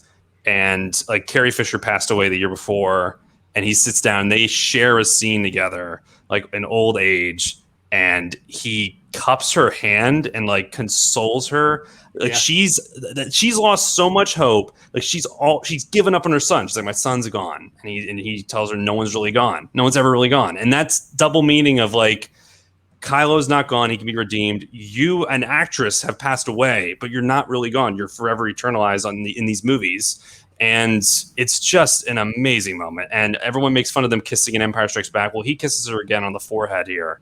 And it's just a beautiful, familial, like, goodbye. And also just like... He knows he's leaving. His goodbye, too. It's an incredible scene that I don't think could have even been nearly matched if he went out in like a blaze of glory gunfire, which we still kind of get. We have our cake and eat it too. And that is, for me, like the scene where he goes and faces down the First Order with nothing but a laser sword. It was an amazing scene. And I know that like me and Luke and Brad, who's in the chat, we were watching that movie. And Brad, I'm going to tattle on you. That scene tore us up. Me and Brad both lost it when that happened. I mean, just weeping in the aisles. It was just like, it was like, this is. And he walks out, gives 3PO a wink, like, come on. And then like his kids, his actual kids, like are there, and they see him. Oh my. And he hands the dice to her. The dice from Han we Solo. saw it, and it's great. And we are an hour and 40 minutes into our show. I'm sorry. No, I'm sorry. Yeah. All right. That is one moment in that movie, that awful movie, that I did really like. All right. Numbers 22 through 26, Ben has given us. Again, this will all be on our website. Now, numbers 27 through 31 is Derek. So, Derek. Yes. All right.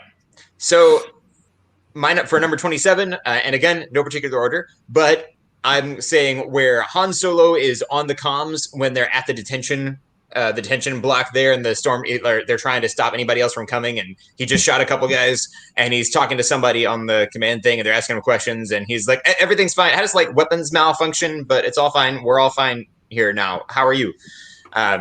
I love it. And my mom and I quote that to each other when we talk on the phone. If she asks how I'm doing, we're like, oh, we're fine. We're all fine. What, Danae? Situation normal, because everything's fine here. Situation normal. We all share that with Mom. Yes. And then next one, number 28. I say the leap of faith scene in The Last Crusade. That always stuck with me as a kid. Because it's so strange. And then he steps out, and then there's that bridge right under his feet. And of course, like that original trilogy of Indiana Jones, it's like you kind of have this whole story of him like coming to faith in a sense in the things that he's going after and realizing, okay, it's what they really represent. And anyway, it's very interesting. Number 29, I always love the Ewok on the speeder bike in Return of the Jedi. They've been using those, and there's the one scene just created a version, and C-3PO is like, I'm afraid our furry friend has gone and done something rather rash. And he jumps on, and you just hear the thing speeding up and the Ewok flying behind it, and then he goes upside down. He's like, oh, when he gets back on. It's great. Wait, how's he go, Derek? He goes, kind of like that. Side note, some of the Ewoks actually speak Tagalog. My wife, being Filipino, was able to show me a YouTube video where like somebody subtitled it and pointed out a couple little things they say. Apparently, some of the little people they had as extras in there must have been Filipino and were throwing in a little bit of random Tagalog stuff when they're ad-libbing. So I don't know what that means. It's just interesting. Another moment, this is bigger than a moment, but when Young Indiana Jones, the TV show, actually aired, I was super stoked as a kid. I remember our Meemaw would tape it for us because I think it aired on Sunday nights and we weren't able to get there to watch it in time. But she taped a few episodes. And when that pilot episode came out as a kid, I was just so excited. I loved watching it because I loved this hero that I'd been a fan of, seeing him as a kid like me that I could relate to a little more. And then as like a young adult, which to me, I didn't love those episodes as much as a child. If I were able to go back and see the whole things now, probably feel differently. Unfortunately, Lucasfilm will not actually release the shows as aired. They've released some video and DVD versions where they kind of made them into mini movies, or they recut them a little bit. But the original show had a really, really old Indiana Jones talking to somebody in the 90s when the show was airing, like a modern times. And then the whole episode would be a flashback. What's that? Why won't they release them as aired? I don't know. They just never have. They won't give us the original trilogy as cut. Katie, yeah, I mean, like Katie, how we can't get the original versions of the original. Yeah. And kind of like George Lucas, what, you're embarrassed by the Ewok song, the man who gave us Jar Jar Binks, but you won't give us that righteous jam again? Was the first Indiana Jones, the young Indiana Jones episode, was that the one about the mummy? Yeah, there was a mummy and the jackal. I remember seeing that as a kid, and that was pretty freaky. Yeah. Yeah. Hello, Andy. Andy said he was just watching Young Indiana Jones on DVD.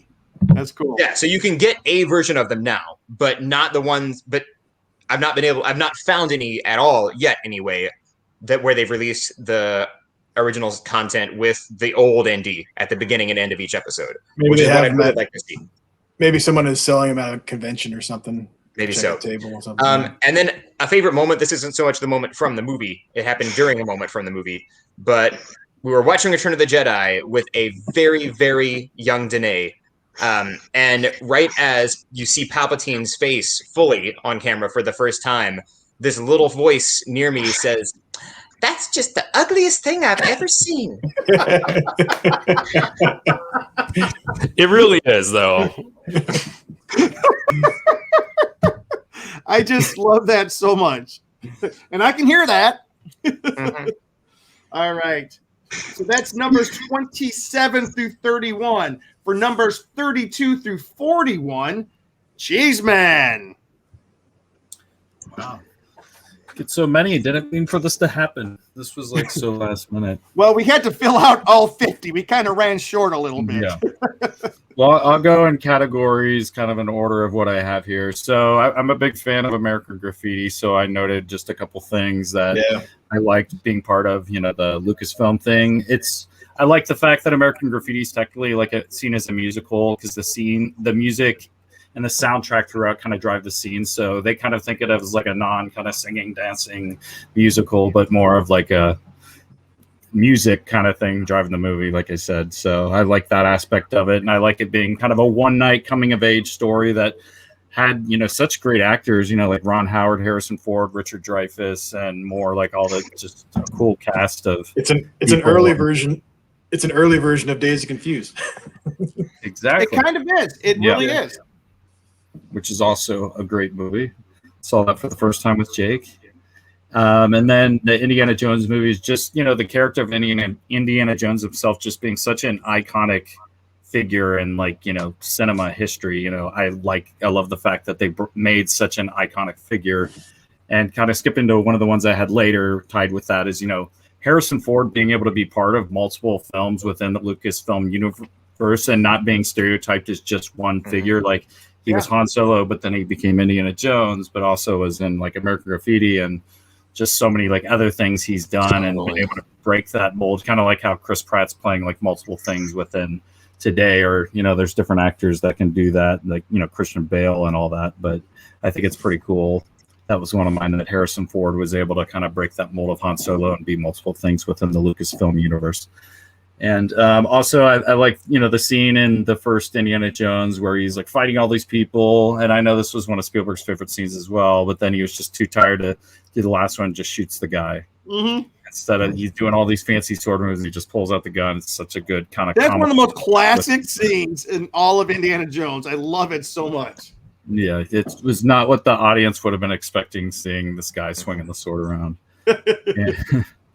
And then also in Indiana Jones, I just love that father and son relationship and conflict in The Last Crusade with Sean Connery, and like don't call me Junior, and just all that kind of conflict. But then the fatherly son love of their reconnection and all that throughout that film was just such a good, just made it fun storytelling. And wish they could have done that in that film we're not talking about, but this one did it great. And then back to kind of Star Wars, which we've been talking about. I love the good versus evil stuff, and like I was just saying, the father versus son kind of thing, conflict, and the fight between Luke and Darth Vader on Empire Strikes Back, I think is one of the coolest scenes in kind of cinematic history. Of just kind of even the look of it just was amazing. It's just so iconic that it's just like hard to beat. And then also Star Wars, you know, it was one of the influences that I got my name from. My parents were at a Bible study studying the chapter Luke, but my dad thought the name was cool because of movies like Cool Hand Luke with Paul Newman, and because of Star Wars with Luke Skywalker. So Luke is partly named after Luke Skywalker. Yeah. So that after this guy, that's Luke so Skywalker. cool. Luke Cheesewalker. Yeah, Luke Cheesewalker. I think my mom stopped watching, but I think my dad used to do something where he'd walk me around with being a baby, and I think call me like Luke Skywalker or Walker or something like that. Yeah. My dad was watching Return of the Jedi today, and he just texted me, a lot of drooling characters in this movie. I was like, yeah. Baby Cheesewalker was definitely a drooler. And something else cool about, you know, the whole kind of Lucasfilm, and especially the Star Wars thing, which I'm sure would actually be one of Jake's favorite things. This is number 39. Yeah, number 39 is the toy market that came with it. And just, you know, that I just can't believe that they turned like, oh yeah, George Lucas, you can just kind of take the toy market. We don't really care about that. And then it just became like the biggest toy market like out there. And so he really blew up, you know, this whole thing of like, now we get all these retro toys, and just toys being something to collect, I think was really kind of launched by George Lucas in some ways. And to that point, Star Wars became the largest toy franchise of all time at that point. And I think what happened, it waned, but it has come back. It is the largest toy franchise of all time and has not been passed up. So, and what's cool, what you're talking about, George Lucas, he wanted to make the second Star Wars. He made a deal with the studio. He goes, you don't have to pay me for this. Just give me the rights to the toy merchandising. And he took that instead. And like, boy, sure. did he make the right decision. You know, good gracious. All right. And then I already said 41, which was the Harrison Ford multiple roles, but number 40, my last one. My favorite poster artist, Drew Struzan, did some really good art for the Indiana Jones films, and then he redid kind of when they put the original 3 out again. He did those posters, and he did the new 3 prequels as well. So here's a quick picture of those. If it's going to pop up. Yeah, you showed it. Pull it back up. Is it? Yeah, it's there right now. Here we go. We can see it. Yeah. So yeah, you can recognize these iconic art that he did there with the Star Wars movies. Here's out of order here, Indiana Jones Last Crusade. Nice. Such a cool iconic poster. And then I actually have this one signed by the artist himself of the Indiana Jones Temple of Doom. Drew Struzan did that one? Yep. Did them all, yeah. Yeah, so I had that, a Star Wars and a Back to the Future all signed by him, but this is kind of also a special kind of art piece he did, I think, for, it looks like George Lucas, and kind of some of the art and things he worked on. So I think he did some stuff for Willow as well, and looks like there's some others, like Howard the Duck. Is that on there? That's George Lucas, yeah. Yeah, and American Graffiti, it looks like it's on there as well. Yeah, Howard the Duck. Yeah. That's cool. Oh, and Tucker. The car show. Yep. Nice. And Brad just wanted to ask, didn't we go see his gallery up at the it wasn't the observatory, it was at Forest Lawn, yeah, the museum. At a cemetery, Brad. Yeah. And Luke, your mom has chimed in with a comment. She said, actually, your dad would put you in your little walker and pick you up toward and fly you around the ceiling and say, look, it's Luke Skywalker. That's awesome. Mama Cheese laying down the facts. Yeah. All right. Luke, thank you for sharing that. All right. Our last 9, I think our last 9 right here. And number 42. And this is something a lot of people don't know. In 1979, Pixar began as part of the Lucasfilm computer division, known as the Graphics Group, before it was spun off in 1986 with funding from Apple co-founder Steve Jobs, who became its majority shareholder. Lucasfilm started Pixar, which is now one of the biggest franchises of all time. God bless them. I love that. All right, number 43, one of my favorites. Oh, I had it right here. I'm going to show it again. Here, I'm going to go a little bit bigger on this. This is it. Luke and Leia swinging over that bottomless chasm on the Death Star in Star Wars A New Hope, back when it was just called Star Wars Episode 4. You guys probably don't know. That's what it was originally called. It was just called Star Wars, right? That's like the right. Episode 4, A New Hope, all came later. A New Hope came later. Yeah, correct. All right. I mean, Episode 4 also came later. So I'm going to start. Here's a very special lightsaber to me. This is number 45. Because I don't know if you'll be able to see this. I'm going to hold it up real close. What that says is, Star Wars 1976, which is when they started filming the movie, through 2015. I got this lightsaber in 2015 at Comic-Con.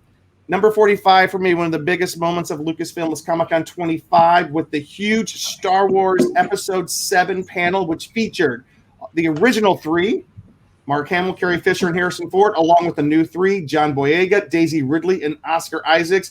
Then a giant concert behind the convention center with fireworks over San Diego Bay. It was truly monumental. I have never seen anything that big in Star Wars in all my life. Also, number 46, selfishly, I got a picture here I want to share with you guys. This is, oh my gosh. I got a picture to share. Where is it at? I'm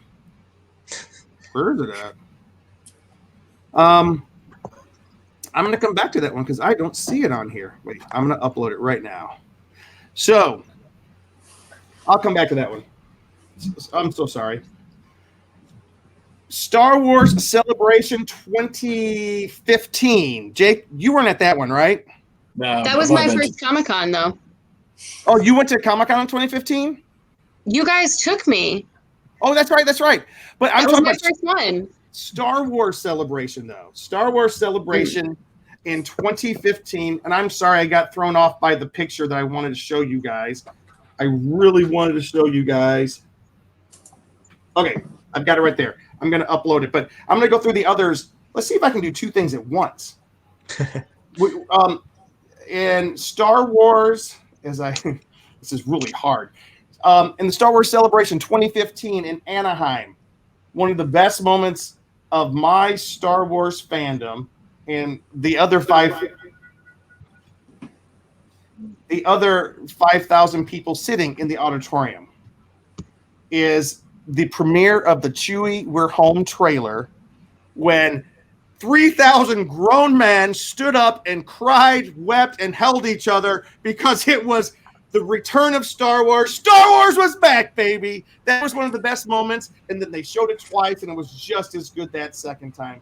I just can't tell you how much that meant to me. All right, number 48 is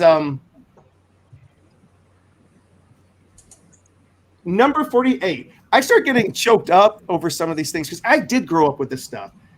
I had the opportunity in 2015 to interview Carrie Fisher about the new film coming out.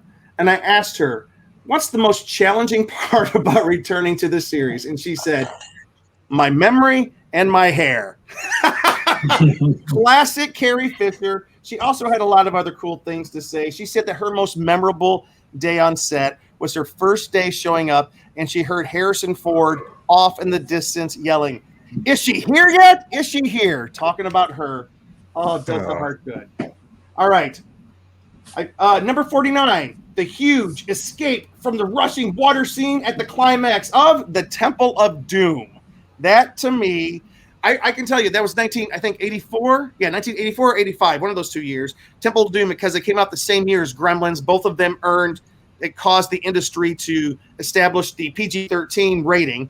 But I remember a number of years after that, I was like, that is my favorite movie of all time. I loved Temple of Doom so much. Guys, please indulge me just for 1 second. I am uploading picture right now. Sorry, I had to do it on a separate computer. I apologize for this. I apologize. Okay, it's here. It's here. There are two gems. It's definitely got to be the part where there's when Luke pulls off the mask and it's This is funny. Luke just struck down Vader in the cave, and he What saw is happening? himself. All right, wait. It's almost up to. It's almost there. It's almost Why are there. they both talking at the same The time? picture is updated. Okay, here we go. There, I got it. So, back in 2015, back when the new episode. How is it? What are you? How did you do that? Camera one. Oh, I did that? I didn't know I did that. I'm so sorry. Okay, so back in 2015, I had the great pleasure and the great privilege of being there at the induction of George Lucas into the Disney Legend ceremony. And this right here, I got to tell you, right here, this picture, this means the world to me. I was able to sit down and have a face-to-face, one-on-one interview with George Lucas. And basically, you know, when C-3PO says, thank the maker, this is the maker. This is the maker of Star Wars. This will forever be the maker of Star Wars. And I just got to tell you guys, it was hard doing that interview because I just sat down and I was like, blah, blah, blah, blah. I was all gobbled up. All right. And my mom was on here earlier. I don't know if she's still on here, but I just got to say, my best moment of Lucasfilm of all time. Back in the day, Star Wars would return to theaters every year or so. It would come back all the time. So back in 1981, my entire family loaded up into the car to go to the Robin Drive-In Theater in Rockford, Illinois. We met up with my Uncle Ronnie and my Aunt Eloise and my cousins to see Star Wars. This is touching to me for different reasons, though. So we're here with you, Jim. We love you, man. We love you, Jim. Oh, I gotta get really. I get choked up. Yeah. Because we met up with my Uncle Ronnie, my Aunt Eloise, and my cousins to go see Star Wars. And then we returned 2 weeks later to see Raiders of the Lost Ark because we just seen the advertisements. It was a priceless moment. The Robin Theater is now gone. And so is my Uncle Ronnie. But that memory will live forever. That, to me, best memory of all time. No one's ever really gone, Jim. Remember? No one's ever really gone. No, they're not. I agree. So to me, that was like such a special memory. And Star Wars is such a special thing because it brought my family, all of my family pieces together at different times. And I just loved it so much. And guys, we do have to end the show because we are so... Stop it, Luke. Listen, that was a good moment to wrap on. Oh, guys, thank you so much for tuning into the Con Guy Show tonight. This has been a special evening. I love Star Wars. It's a fandom for more reasons than just it's got cool lightsabers and cool battles. It's got so much heart and so much meaning, and it just pulls us all together. Let's go around the room and just tell everybody where we can find you online, starting with Derek. Yeah, you can occasionally find me on Twitter at ConGuyDerek. I'm wearing my Dadalorian t-shirt today in honor of Star Wars Day, and also saying goodbye to the foster kids I've been talking so much about. More of a see you later. We're still going to see them, but as of today, they're not living with us anymore. But yeah, so that might mean that I get back on social media a little bit, but I doubt it. Anyway, we do usually sign off. Sometimes we'll be just a reminder to be kind to each other. I just want to point out, Jim was just talking about how, he has these wonderful family memories of going to see Star Wars. And we've Danae and I share about watching it together as kids. And, great stories help bring us together. Don't use stories as an excuse to drive people away. Amen. And that's all I'm going to say. Amen, Derek. Cheeseman. Oh, wait, let's let Cheeseman close us out. Let's go down to the other half of the Samblings. Danae. Hey, guys, you can find me on Instagram at... Oh, screen just got a lot wider. And Instagram on at DNAYS. You can also find me on TikTok sometimes at Winey Danae, wine spelled like the wine that you drink. But yeah, just let's all, as Bill and Ted said, be excellent to each other. And remember that forgiveness is important. Amen. Jake, where can we find you? Hey, you can find me on Instagram at the Jacoba System. And I just wanted to say happy Star Wars Day to everybody. May the 4th be with you. And thanks for having me. Ryan, our very Guys, special guest tonight. Thank you so much for man. having me. I love all you guys. You're the best. I miss you guys so much. I can't wait to see you. May the 4th be with you. Yeah, Star Wars is the best. Love it. It brings a lot of people together. I couldn't have asked for a better group of people to talk about it with tonight on this day. And may the 4th be with you. May the Force be with you. And peace out. All right. Cheeseman, take us out, please. Oh, he literally peaced out. He left us. Okay. No one's ever really gone. Yeah, especially Ryan. He was just force projecting himself in. Yeah. Well, I'm Cheeseman. You can find me on both Instagram and Twitter at CheeseOnCouch, and also on theconguy.com. And my final advice would be to watch Star Wars when you're young. I've taken pride in kind of trying to introduce my nieces and nephews to movies at a younger age, and I got them kind of started on some of the Star Wars stuff younger. So, yeah, like Jake already having his baby holding a lightsaber. Start him young. Thank you, Mama Cheeseman. It's awesome to see you still up with us tonight. You and my mom are our favorite fans. Derek, Danae, we need to get your mom watching the show. We're trying. She wakes up very early and she lives on the East Coast, and staying up late is hard for her. I was on the phone with her tonight and she wants to start listening again, though. Who's got your lightsaber? Who's got your lightsaber? Let's go out with the lightsabers, guys. All right, good. Yay. There we go. Turn it on. And with that, we say, turn the light on. May the 4th be with you. Love you guys. Bye-bye. Thanks for listening to The Con Guy Show, the official program of theconguy.com. Find us on the WeV Geeks Collective or anywhere you listen to podcasts. And now on sci-fi.radio, Saturdays at 4 o'clock Eastern, 1 o'clock Pacific, both AM and PM. That's 9 o'clock Greenwich. It's sci-fi for your Wi-Fi.